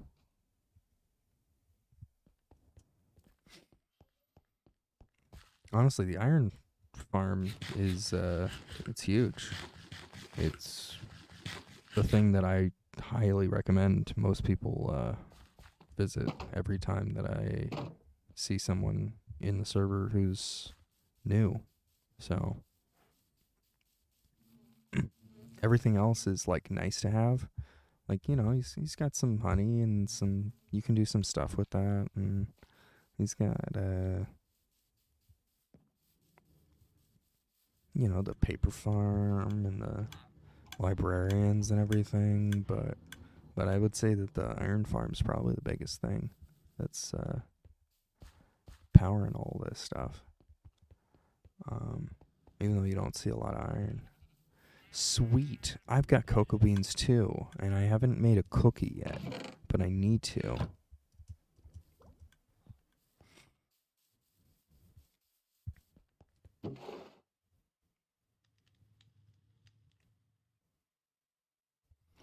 Right. And then over here is a really good spot.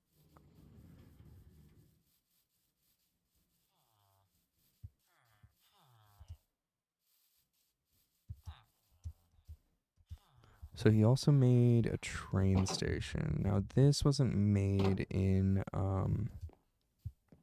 survival, but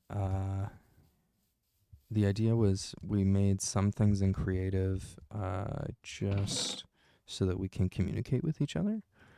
Wow, I have so many sticks now from the tree farm.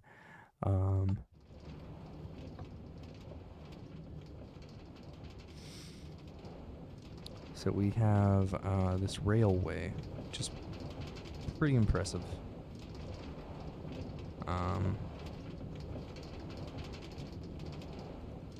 And yeah, it's kind of fun to take the scenic route. I really enjoy this railway a lot. I have a really good time just like chilling here. Hopefully it's not too loud for y'all. I've tried to adjust the volume down again, as I said, on certain things so that they're not too much. Yeah, it's a chill ride. Good. It's a nice little break. I like doing this pretty often, and I like coming to this village here, which Sandman built completely based off of a video he saw. The idea behind this village is that it's an actual village for Minecraft residents, for Minecraft villagers, but that it's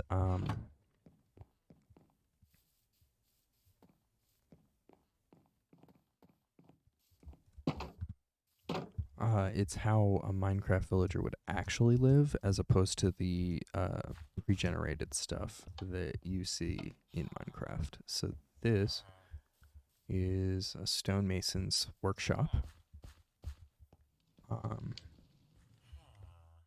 It's all built up. All of these storage vessels are empty. But yeah, we've got an actual fireplace, not a door. See, not a door. Promise, not a door. Got a bedroom for them. We got some paintings and stuff all over the place. Armoire.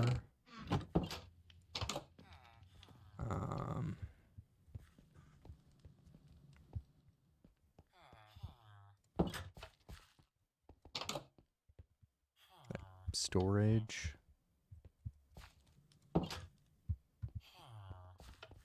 We've got a chapel with a cleric. Yeah, he really is.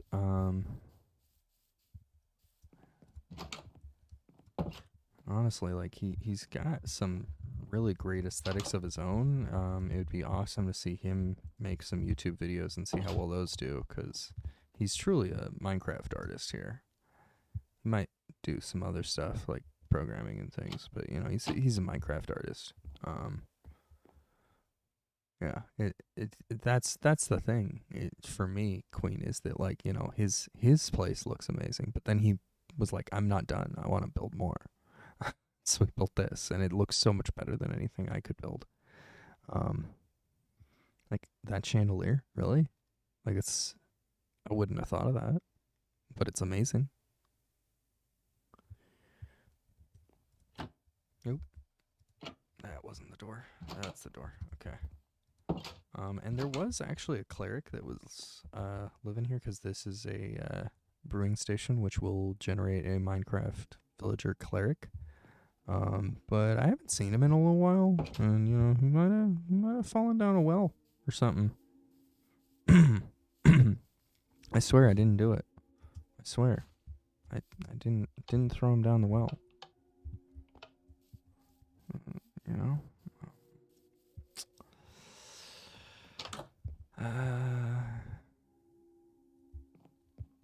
So this is the farmhouse.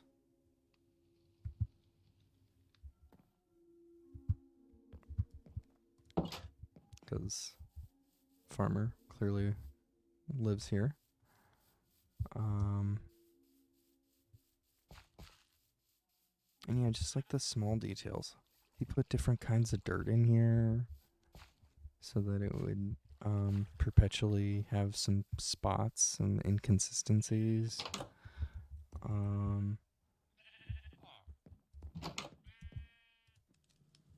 Okay, so these are shepherds. And see, there's all this, there's a loom, and there's all these banners here. And some sheep. With some hay bales. See, it all fits. It all fits. Yep. Confirmed the cleric fell down the stairs. Just like Flo McNasty. See, we make Flo McNasty references here all the time. Because the server's full of them. I haven't even shown them, because there's just so much stuff in here.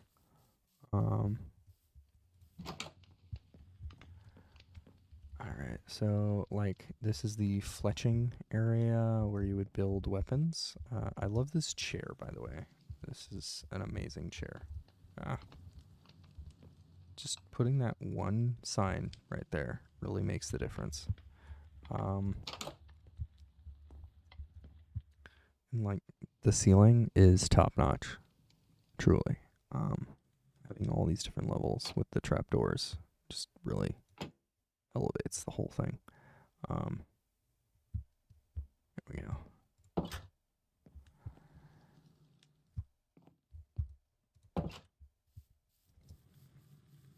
And then we've got I want to show off the butcher shop. I think this is it.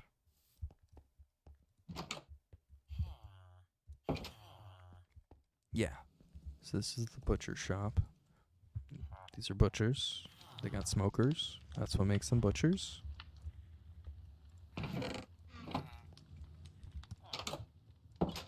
This is pretty fun. You know, they got meat ready for smoking.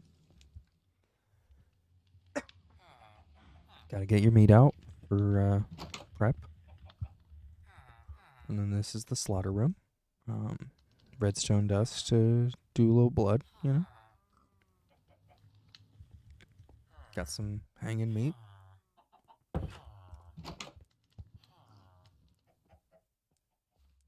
This is the farm full of, you know, livestock.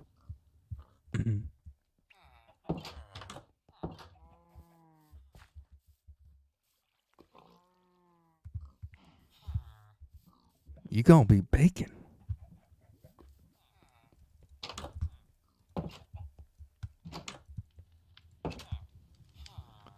That's a lot of butchers.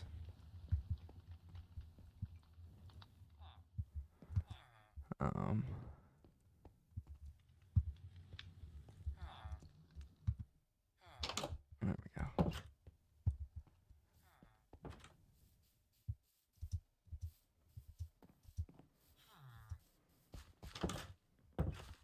So, oh, right. I already showed this one off. I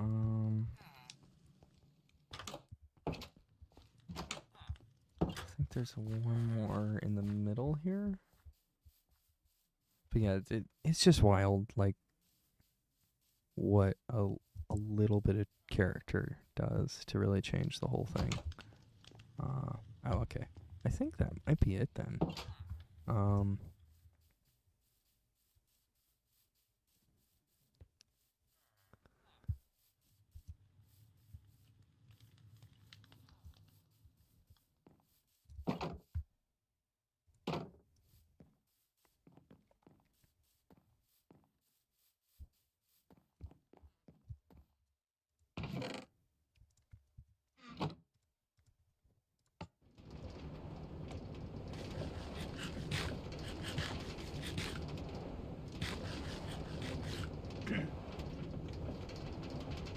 I mean, I live in a square too, pretty much. My base isn't nearly as fancy as that. It's more about its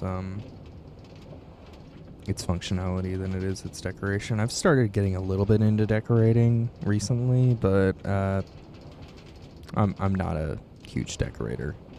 I'm not great at that.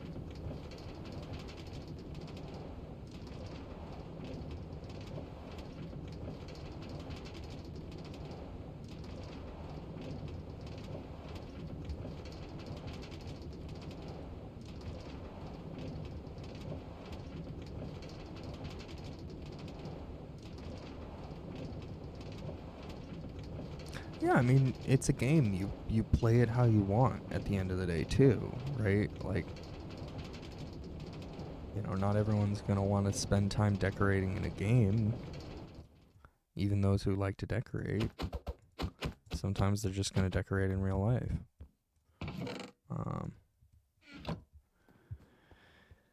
It's all about how much aesthetics mean to you, and then how much you want to do that in a game. Like, it's not for everyone.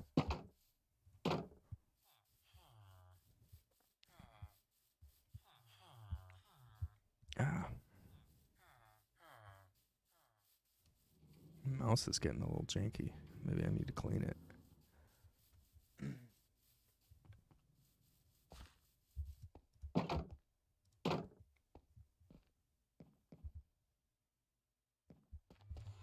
Oh, right. There's this, too.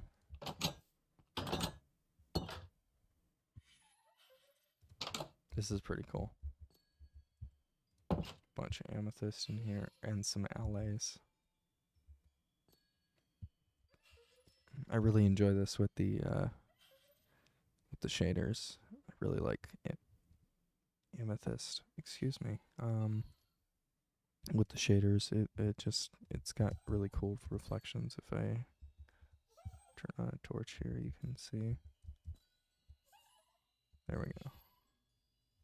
Yeah, it's just gorgeous. Really reflects the light very well.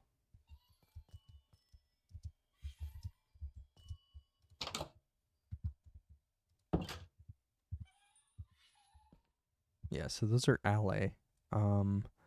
They're little fairy creatures. You can oh. Nice.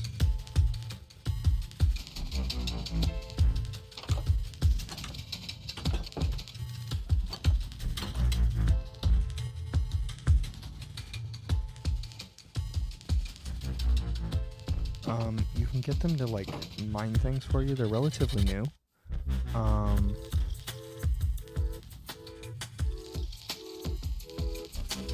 love this song.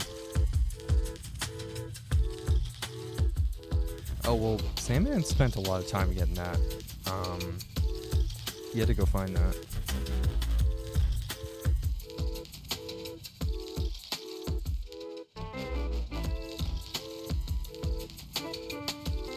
I'm sorry, I'm vibing hardcore right now.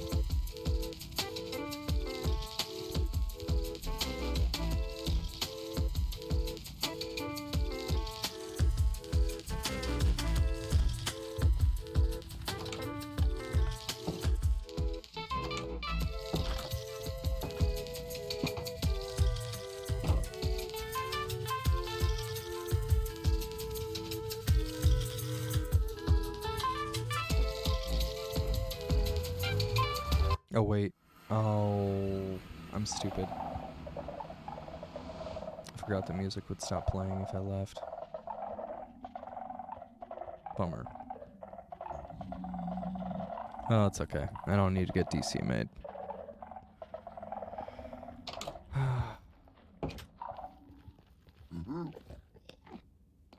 I'm sorry.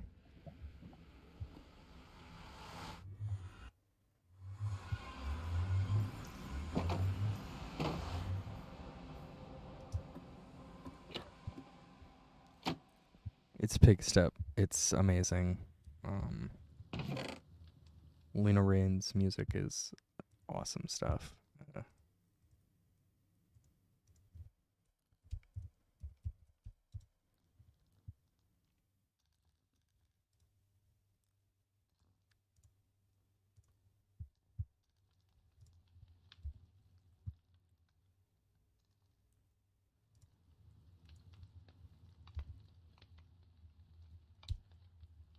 There we go.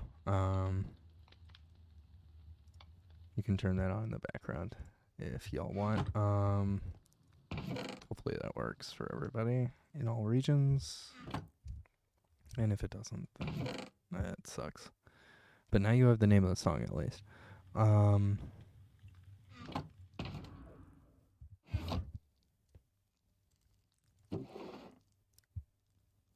So Lena did several Minecraft songs and then also did the soundtrack of Celeste, which is such a banger. It's wild to me, like, how much talent Lena has. She's awesome. Alright, there we go. Needed some apples. And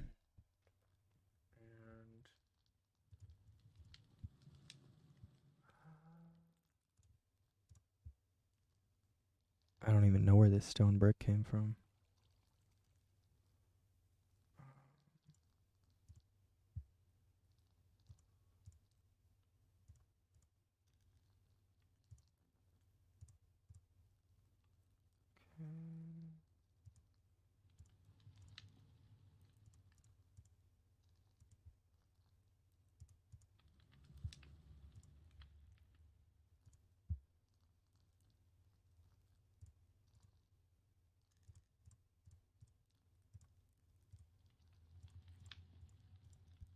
There we go. I like that. Roll out. So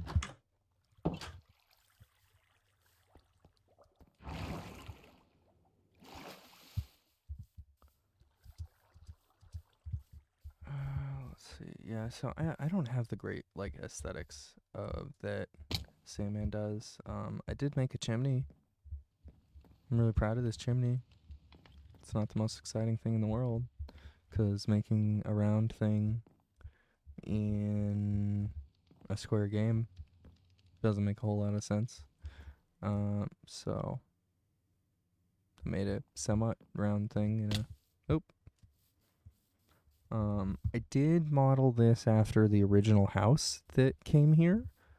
So this was a villager's house down here in the middle of this canyon. But it was a really tiny one. It looked a lot like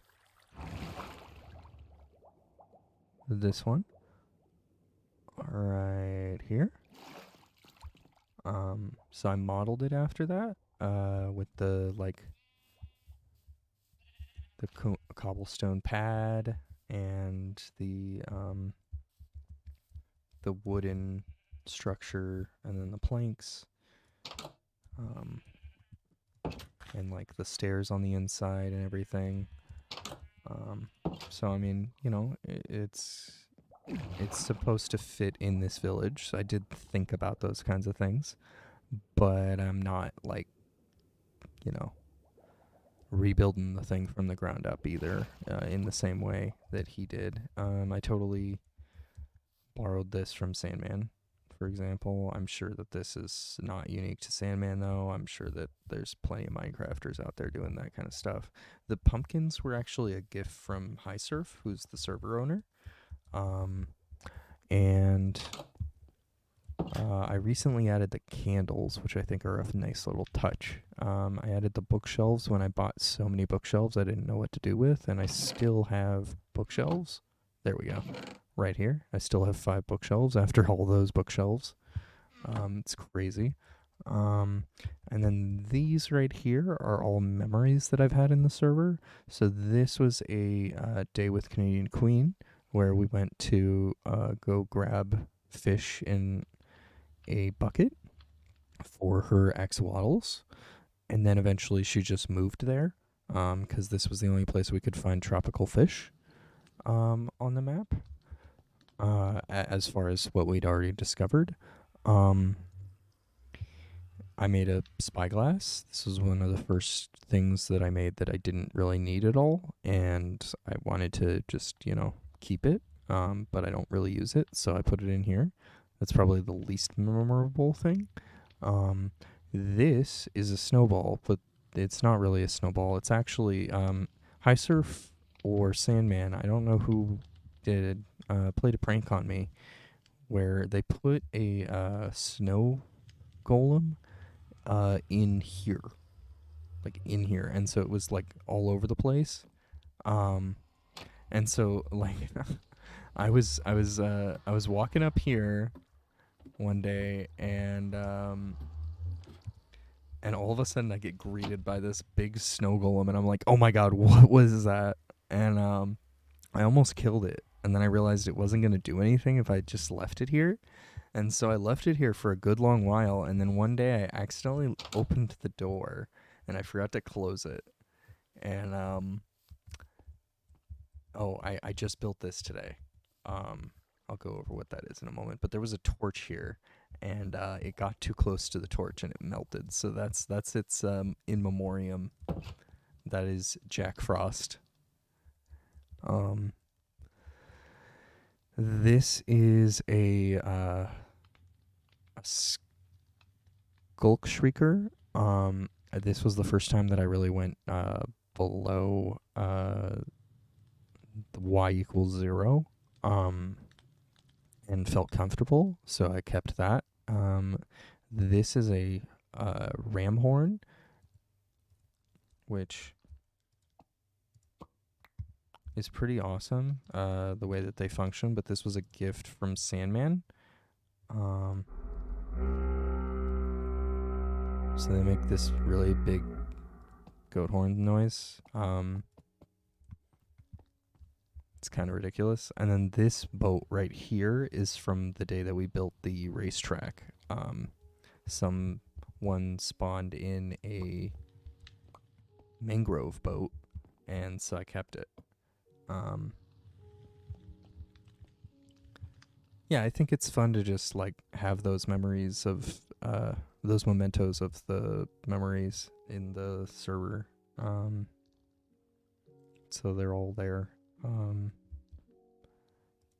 Like this is the earliest superfluous thing that I made in the server. And yeah, like iron frames are so cheap. They're literally sticks and leather.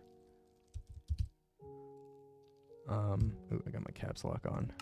They're just 8 sticks and a piece of leather, so they're pretty cheap to make, even if you don't have a leather farm. But now I'm starting to build up my leather. Speaking of which, I need to go talk to a cow about some wheat.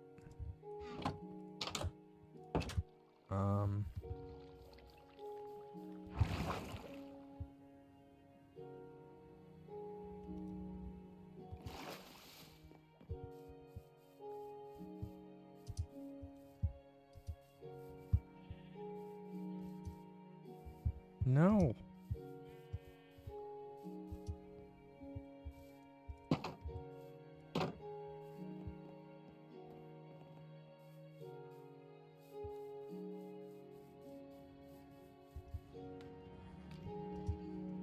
Oh, right.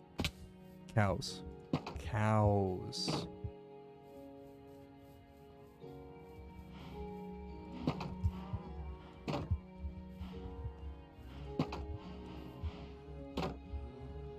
Okay. So this is my cow farm. I think I already introduced it. Oh. Water was already there? Yeah. No, it wasn't. Okay. Okay. It's not the easiest thing to see, but I built it into what was already here. And I already had cows in this pasture, basically, and so I just built this underneath and then dug a hole.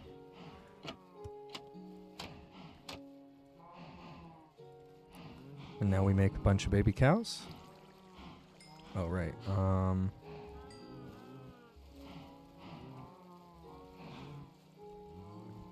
Make it a babies. Make it a babies. Make it a babies. Don't fall in. Make it a babies. Make it a babies. Make it a babies. Make it a babies.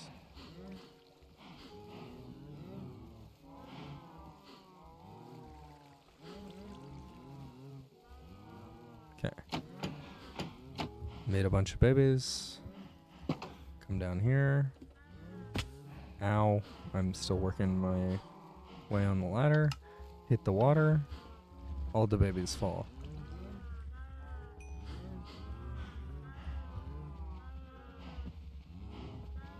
The babies grow up and they die. Rinse and repeat. Rip and repeat. Rinse and repeat. Rip, rinse, and repeat. Something like that.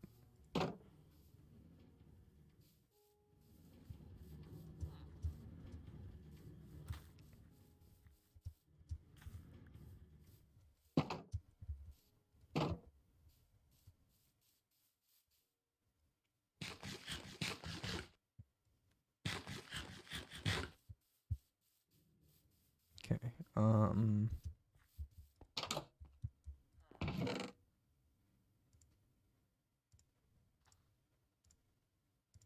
Just gonna throw some wheat in there so that I can easily take care of that farm. But yeah, so Hysurf is saying that the villager that was in here just seems to maybe have disappeared. So I want to start naming my villagers with name tags, which gives me an opportunity to actually give them some formal names rather than just the beat guy. So The first two farmers that I was using, I named Mike and Ike.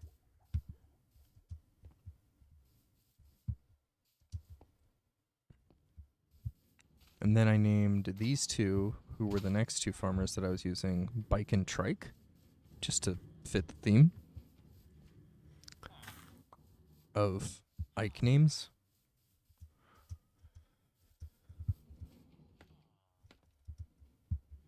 But then I added two more farmers to it, so it didn't really fit. So I think we gotta name one of them Sheepfucker, and then the other one I haven't figured out the name for yet. And then the other, and the reason why, or no, we've got three other farmers to name. Because we got Potato Guy, we got Radish Guy, and Eventual Carrot Guy. But yeah, my top clip is one of these two getting friendly with a sheep. So we're gonna call him Sheepfucker.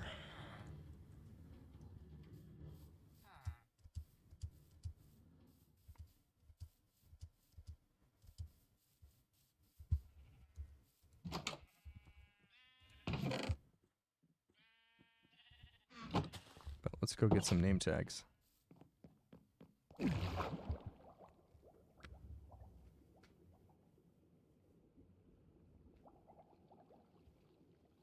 And then yeah, so Canadian Queen and I yesterday went to go get another villager.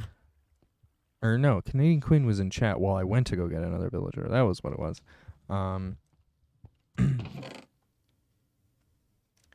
I killed the villager. I didn't see that coming. Like, it was totally an accident. I swear. Clearly there was no other possible explanation for that. No, see, what happened was I had them down here. They took a nap. Oh, I still have... So they took a nap down here in this bed. First bed they saw. And I got them, you know, a little pathway out. And they came out here.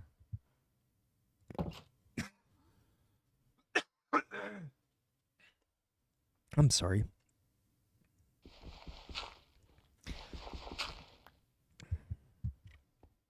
And they came out here. And I made a little path for them so that they would go in here. And they went in here. And this is where they stayed.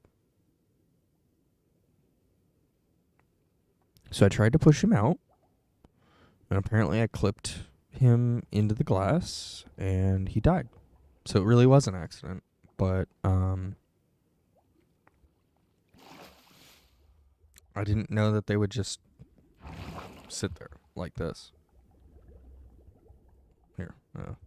Like this. It was literally how the villager was. It was just like this the whole time. I was like, wow, you're not doing anything. Nothing at all. Nothing at all. So yeah, that was a little weird. I'm going to go get a cough drop because I forgot to put those on my desk. Just give me one moment.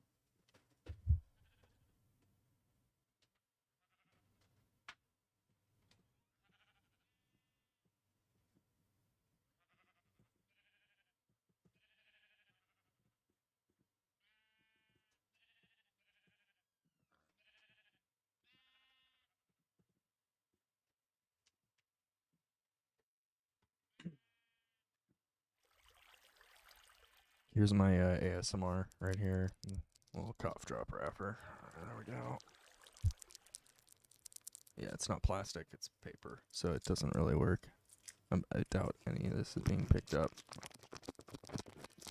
Yeah, none of it. Alright. I bet some that actually did. Anyway. My apologies again for the cough. I am feeling a lot better than I was, but I'm still got a cough. Still got a cough after a week. It's been rough.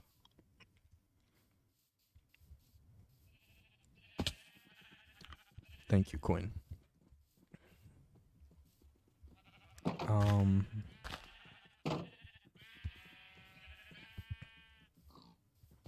So yeah, here's a fun fact. If you name your sheep Jeb, it will just change colors.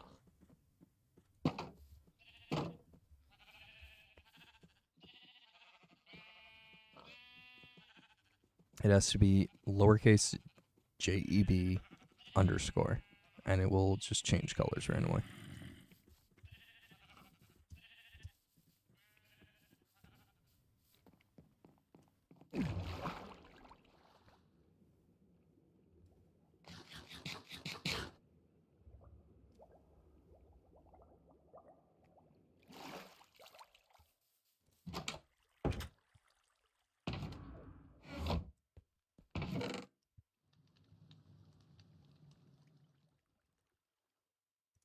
There they are.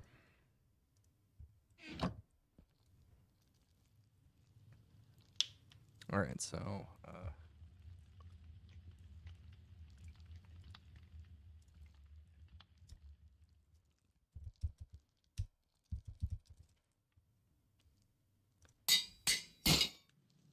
oh, gotta build a new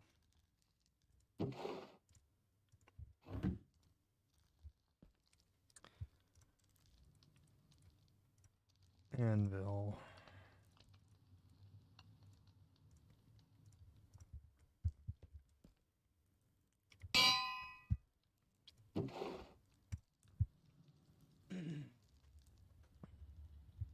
Okay.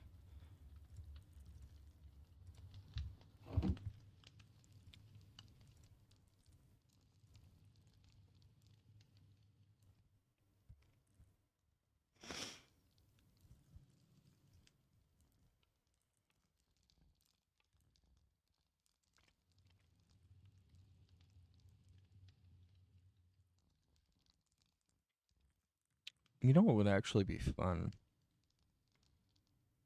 Is to name things after my followers. Why not? All right. So obviously,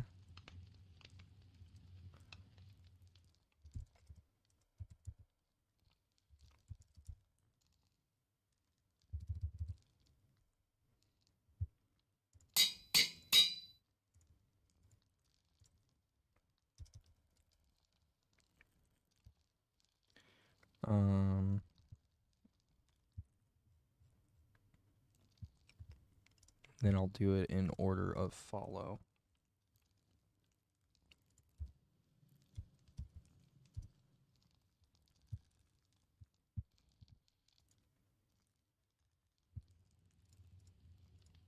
From there.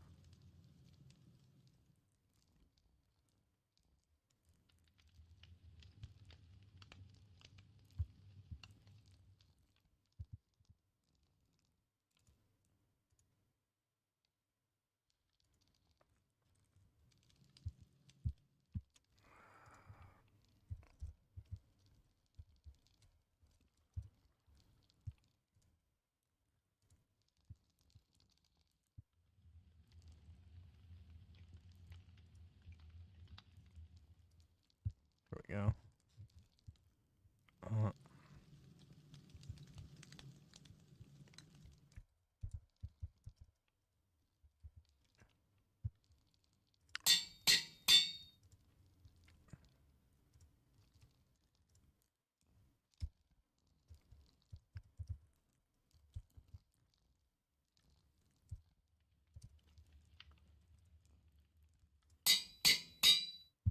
Okay, so I think we need 4 right now.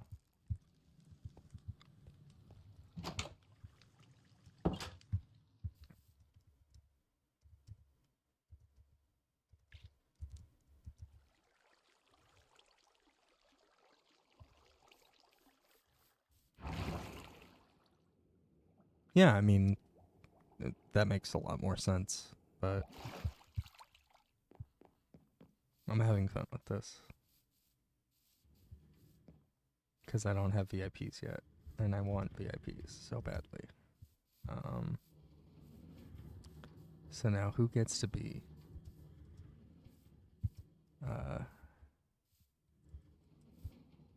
with Sheepfucker? Is it going to be Palindrome, or is it going to be High Surf? You want to be with Sheepfucker? Absolutely, Queen. I wasn't going to suggest it unless you wanted it. Okay, so I believe this one is Sheepfucker. So you get to be excuse me, sir.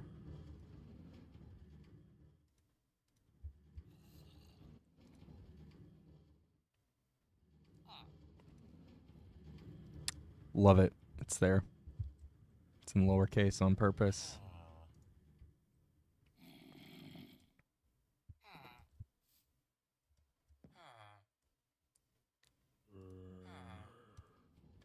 Okay, Canadian Queen, you are now with Sheepfucker.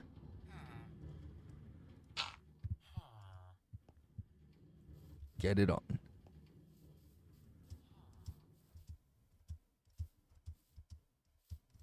Or don't. I mean, I'm not here to judge what Sheepfucker's preferences are.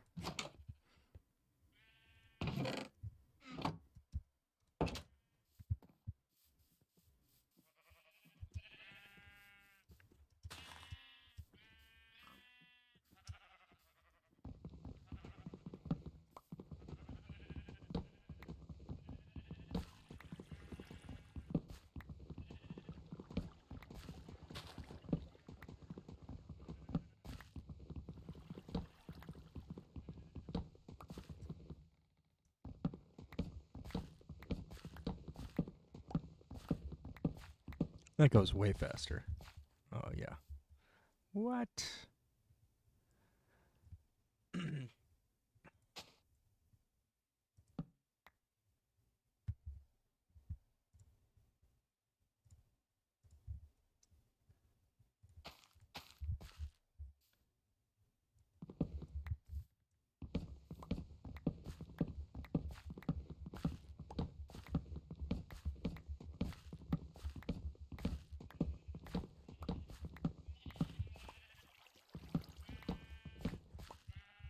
But yeah, the great thing is I've got all these turtles.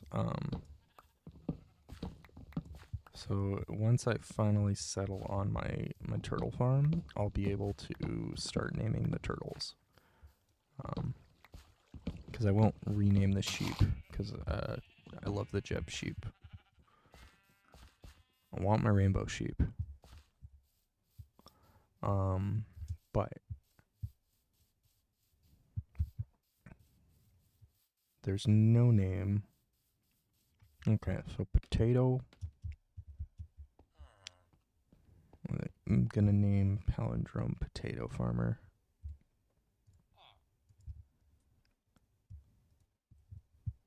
Okay.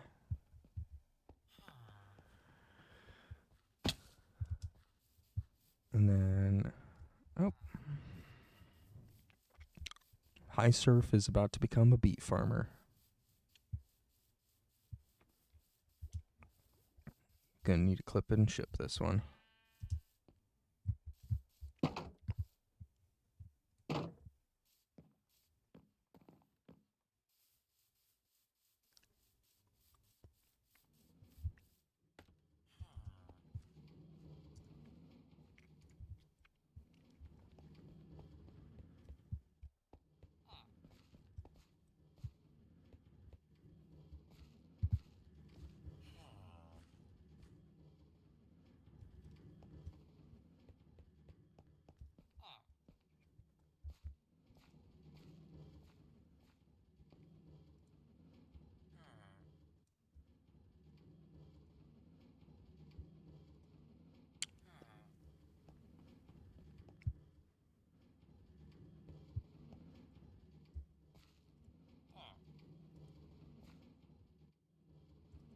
I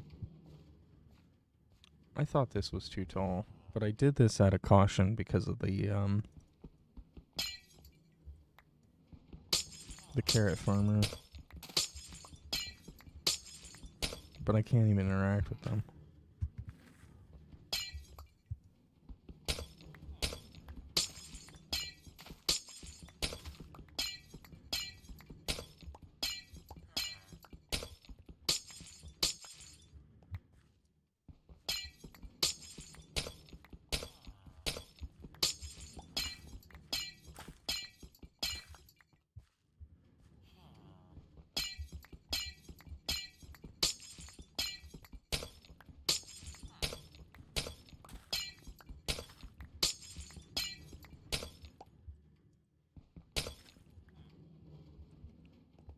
Okay. Boom. You are now a beet farmer. I serve.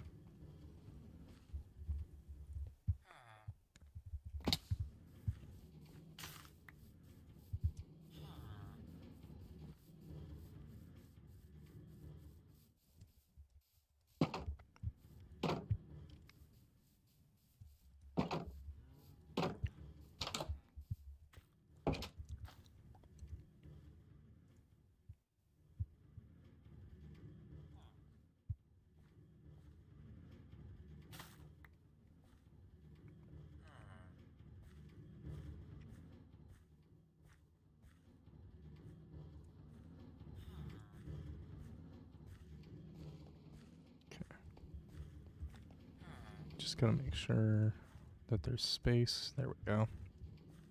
Because I don't want my glass to get lost, because that stuff's precious. Actually, no, let's trade you.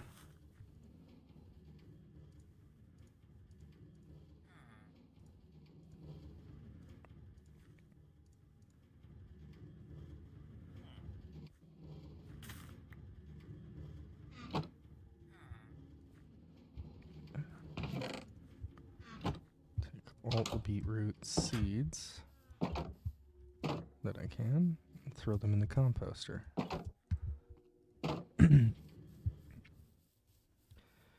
So yeah, one thing about placing hoppers, Canadian Queen, is you gotta be really careful with what direction they're pointing.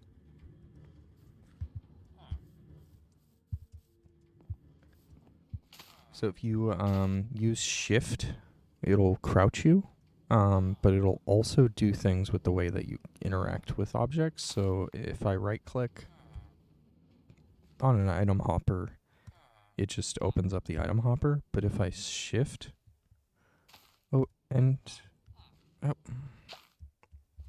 I shift and click on the item hopper, it won't interact with that object. And so you can place a hopper into a chest properly by doing that, but it'll just use the object if you don't have shift.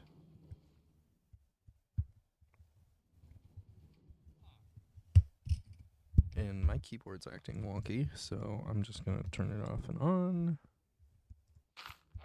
There we go.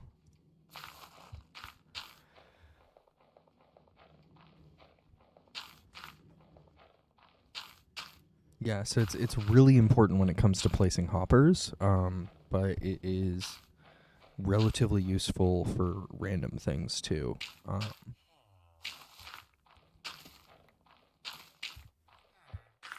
Yeah, but hoppers are very important on which direction they're pointing in order to use them. And so when I came to help with the farm, the hoppers were all pointing into the sand.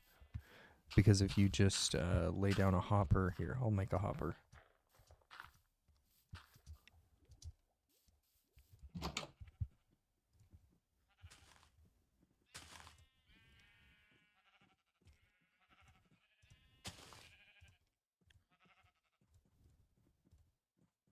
I ran into this too the first time I was placing hoppers, so.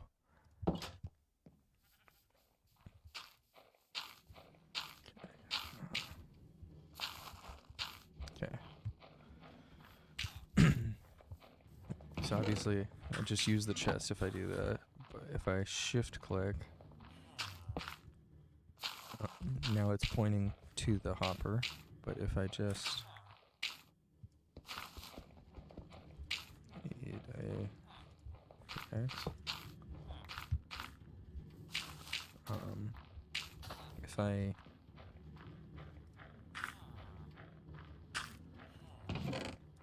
it won't let me place it like that, right? Now it's in the same space. It's occupying the same space, but now it's pointed down. So when I put an object in the hopper, it will just stay there. It will just sit in the hopper. But if I make sure it's pointed properly, it'll empty the hopper and go in the chest. So it's kind of one of those knowledge things I had to learn manually. I was like trying to figure out why a video I was trying to copy wasn't working. And it eventually clicked. Basically, I was building one of these. I've taken it apart since and moved it, so it was at Sandman's Smithy. I was trying to get fancy with fuel and stuff, so I took a smoker.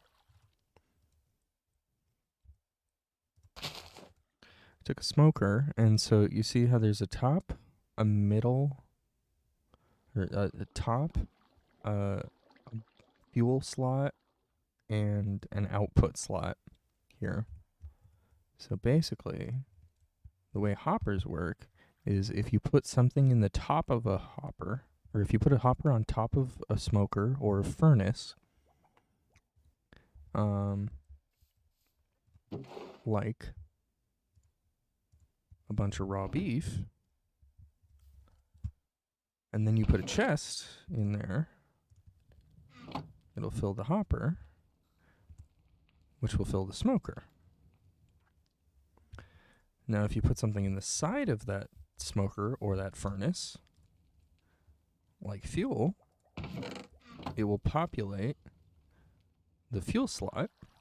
And then if you put a hopper on the bottom of a furnace or a smoker, it will go into a chest.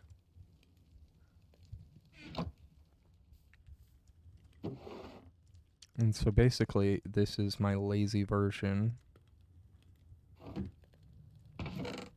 of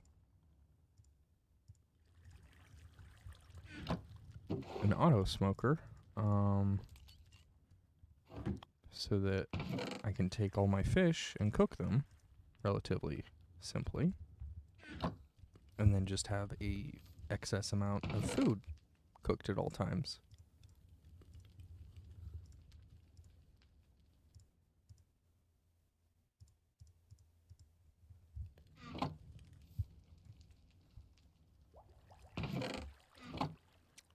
So you see it's filling the hopper from the chest.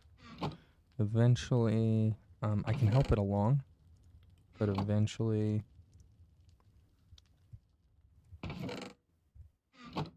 it will fill this hopper with food, probably faster than the smoker can work. So this will be 5 slots deep, similar to how this is 5 slots deep, with some leftovers there. But that's where the fuel really comes in handy, the infinite fuel. Oh, I got some more raw salmon. And I need to eat some more fish, speaking of which.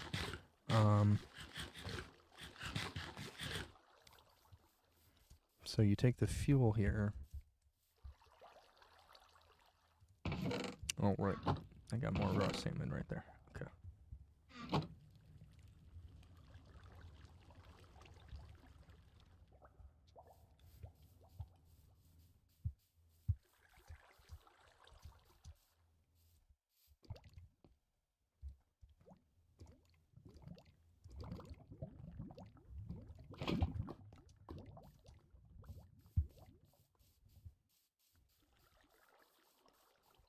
Normally I don't do this with just one, but I'm doing it for the example of it. Basically I've got 5 buckets here and 5 buckets here and 1 bucket here, so I have a total of 11 buckets that I'm just cycling through in this setup, and the buckets will end up in here when they're used. And basically what ends up happening is you can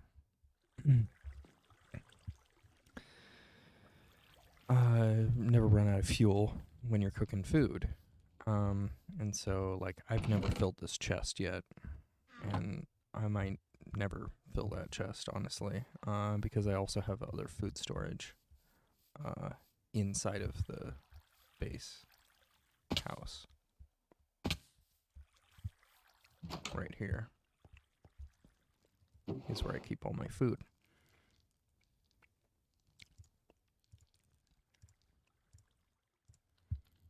And I have so much food. It's ridiculous. And I have so much food.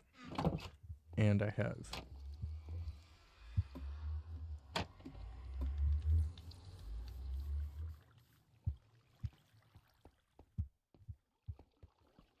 a full double chest of just beets. Apparently beets grow fast. I didn't know that when I started the farm, so I have way too many beets. And also, none of the farmers really care about beets. Is the other problem. But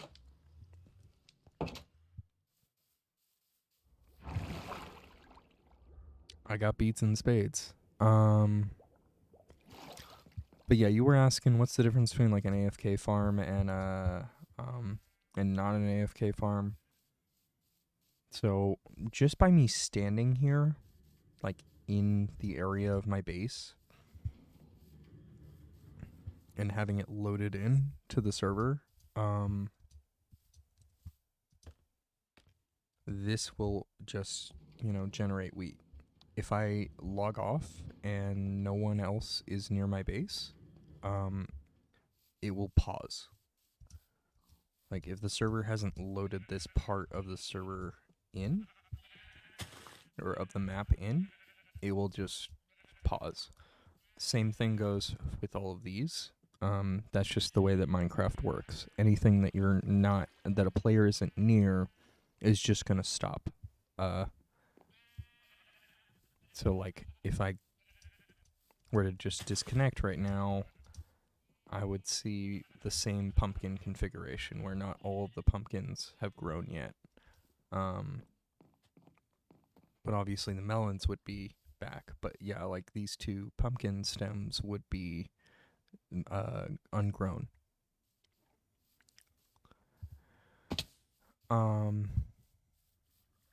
So that's why these villagers are stuck in here, is because that makes them fully an AFK farm where I don't need to do anything. All I need to do is just go to this chest and boom. Now, a little bit more of a manual farm is this turtle farm that I built. And I didn't realize it would be even more manual than when I built it according to the video specs. Because I didn't build it according to the video specs, basically, is what happened. That's on me. But I wanted to build it in here, and it turns out you can't. You just, you becomes a nightmare. It's a great place to keep the turtles in captivity.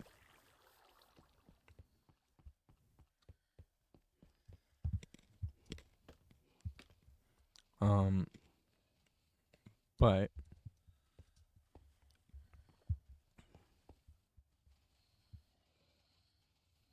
oh, I see baby turtles. I'm excited. Okay. So we're going to grab some baby turtles here. All right. Boom. So normally the baby turtles, when they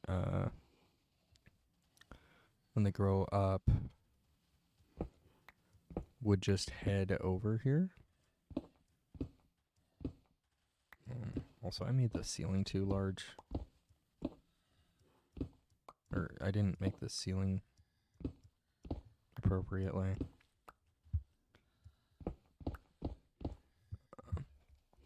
When I made this, because I didn't make this. So anyway, so we got a bunch of baby turtles really close to us. Just gonna come over here and lure the turtles over here.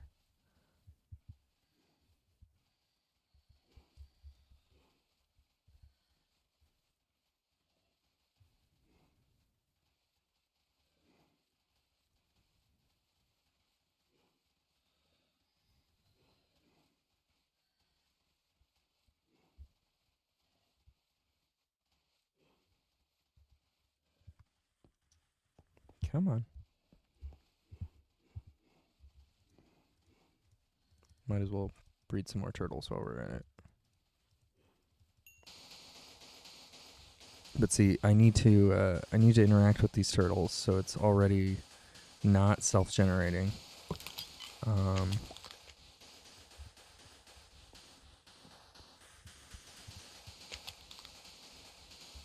But then, in particular, oh, we got one little baby turtle. This one is kind of a failure, because I'm not.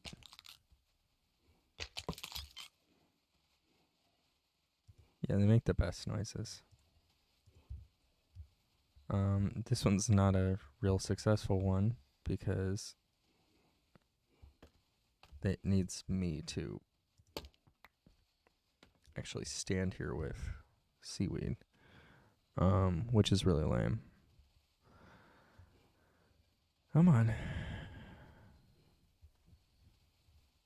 Might need to kill this one. Might be getting in the way.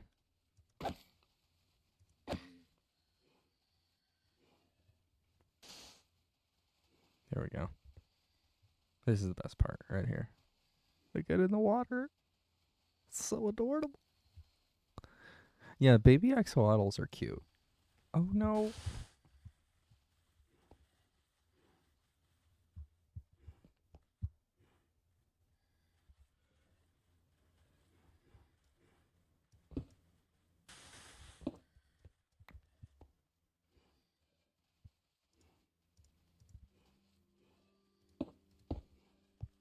Okay.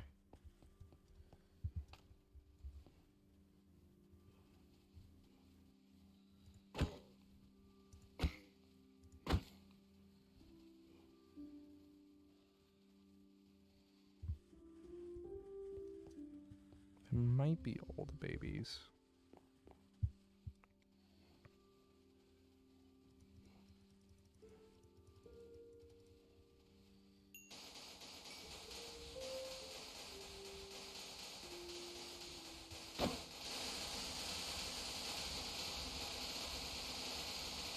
Oh my gosh. They were all blocking each other, so yeah, I gotta kill some turtles.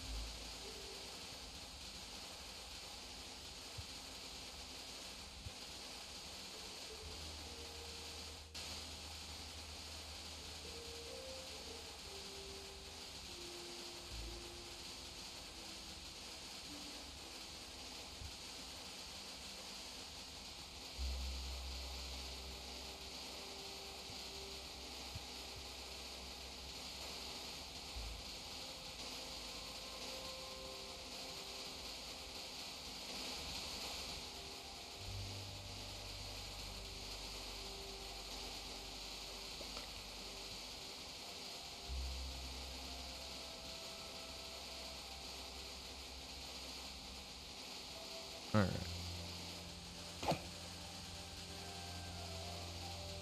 There's so many. This is wild to me.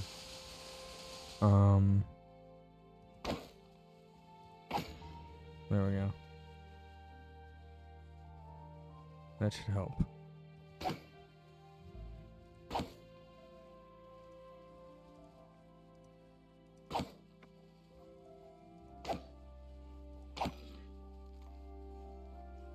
They're dying. They're dying.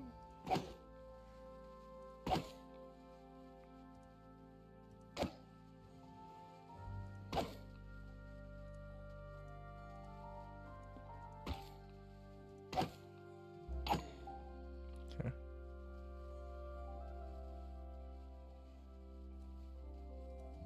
But it's okay. I'm making turtle babies. It's fine. It's all in the name of turtle science.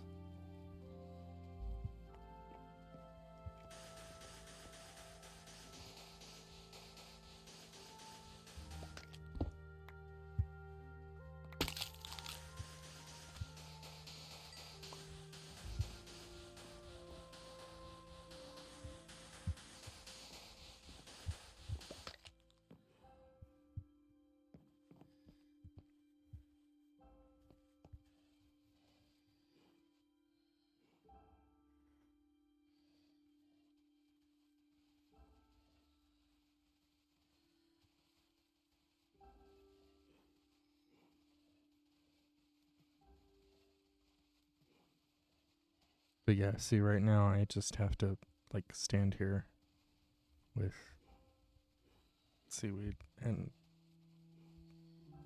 just in the right spot too. Otherwise, they all just kind of like never come over here.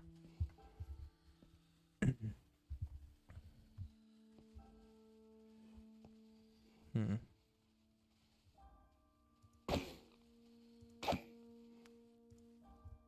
Perfect.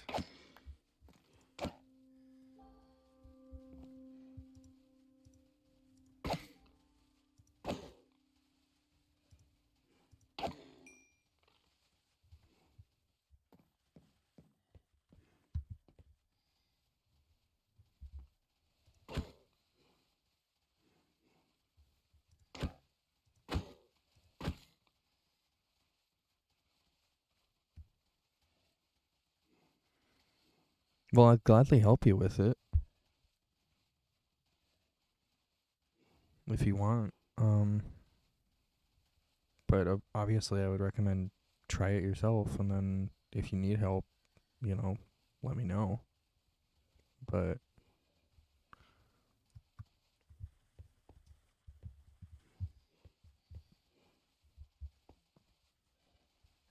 you're anything to make your life easier when it comes to axolotls would be good, because then if you can automate even part of the process of making axolotls, it'll save you enough time that maybe you can actually just make 1,200 axolotls so that you're beating the odds.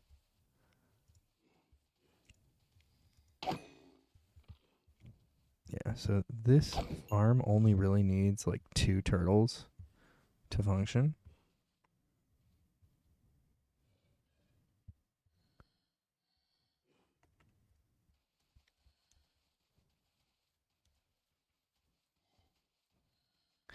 Ah.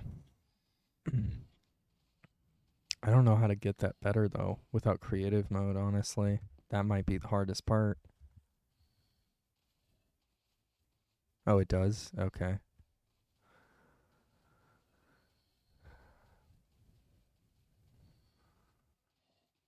Yeah, I don't know if there's a way to like maybe lure tropical fish into an area or something, and then you could just like have a small area that has a bunch of tropical fish in it.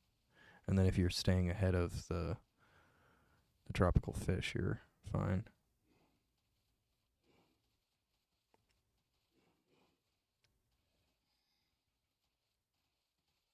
Oh, that would save a lot of time. Yeah, if you use some soul sand, I think. It's either soul sand or soul soil. Um, that'll make.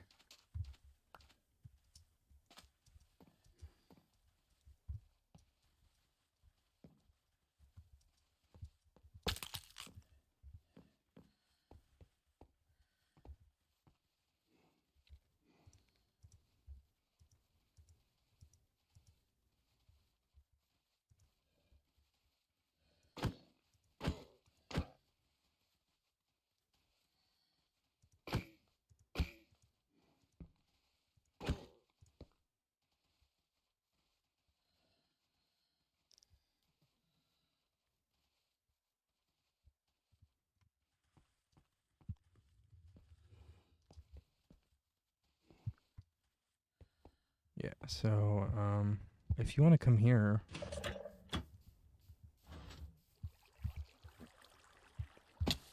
I've got some soul. God damn it, which one is it? It's that one. Okay. I've got both, so. But yeah, that's part of the water elevator.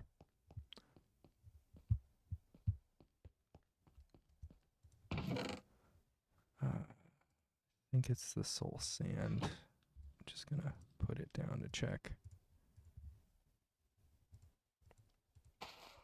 Yeah, this is it. That'll make water bubble. Oh, sweet. Yeah, so I mean, like, that's half the collection, right? Is getting the special item that makes your job easier. Like,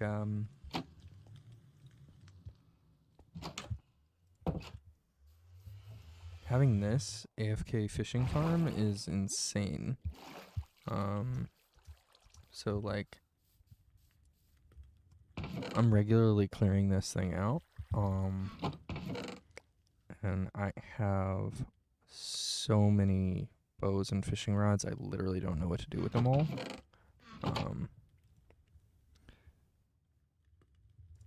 And I constantly have too many puffer fish.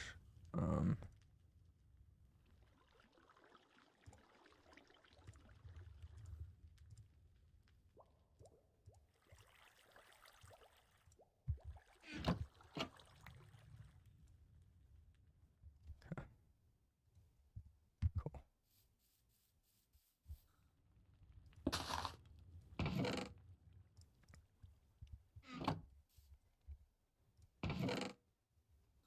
Let's see, so we've gone through 3 buckets of lava since I brought it up, and I'm about to fill up 2 more. Oop.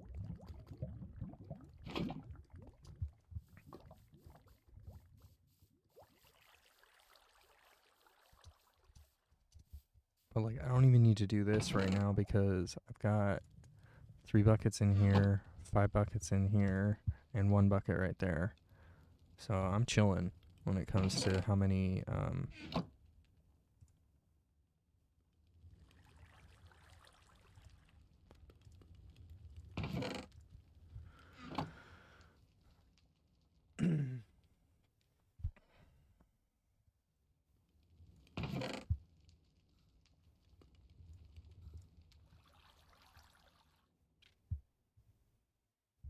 okay.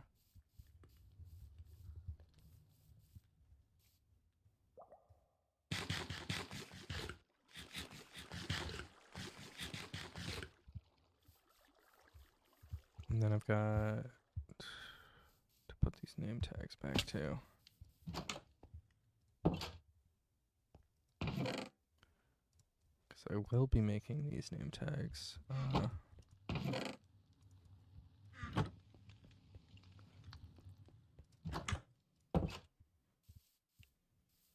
Oh, right, I forgot. This is a seagrass farm. It's the silliest little thing. You need shears, but basically this is just bone farm dispensers on both sides. And then that makes seagrass because I waterlogged it and then put a sign here so that it doesn't like water into here. So actually I don't, this was when I was building it. I don't even need these here anymore.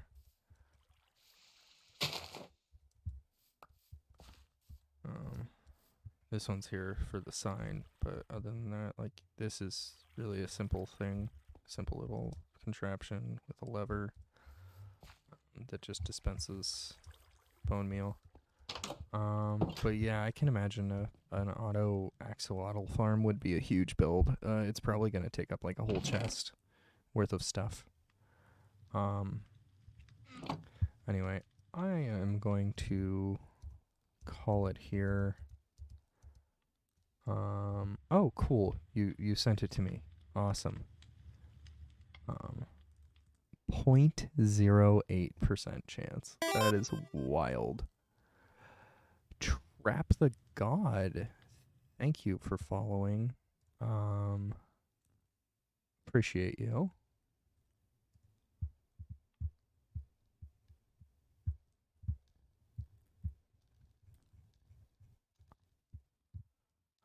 Let's go raid Panther. I was really appreciative that they came by and stuck around for so long before starting their own stream.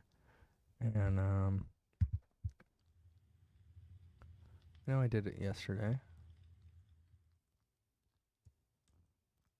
but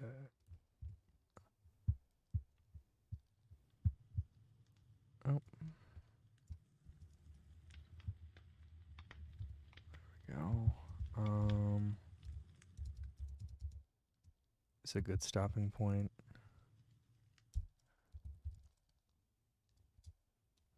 Oh, okay.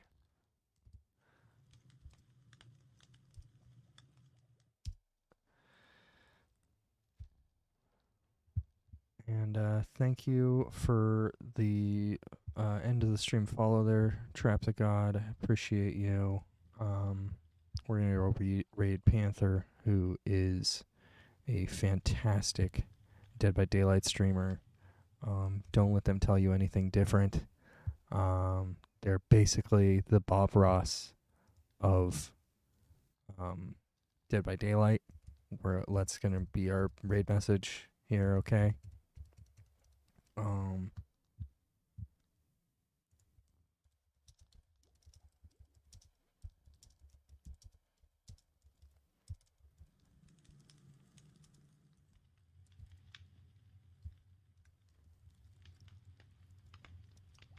That'll be our raid message there. Just copy paste that, throw it in there. And let's go send it over.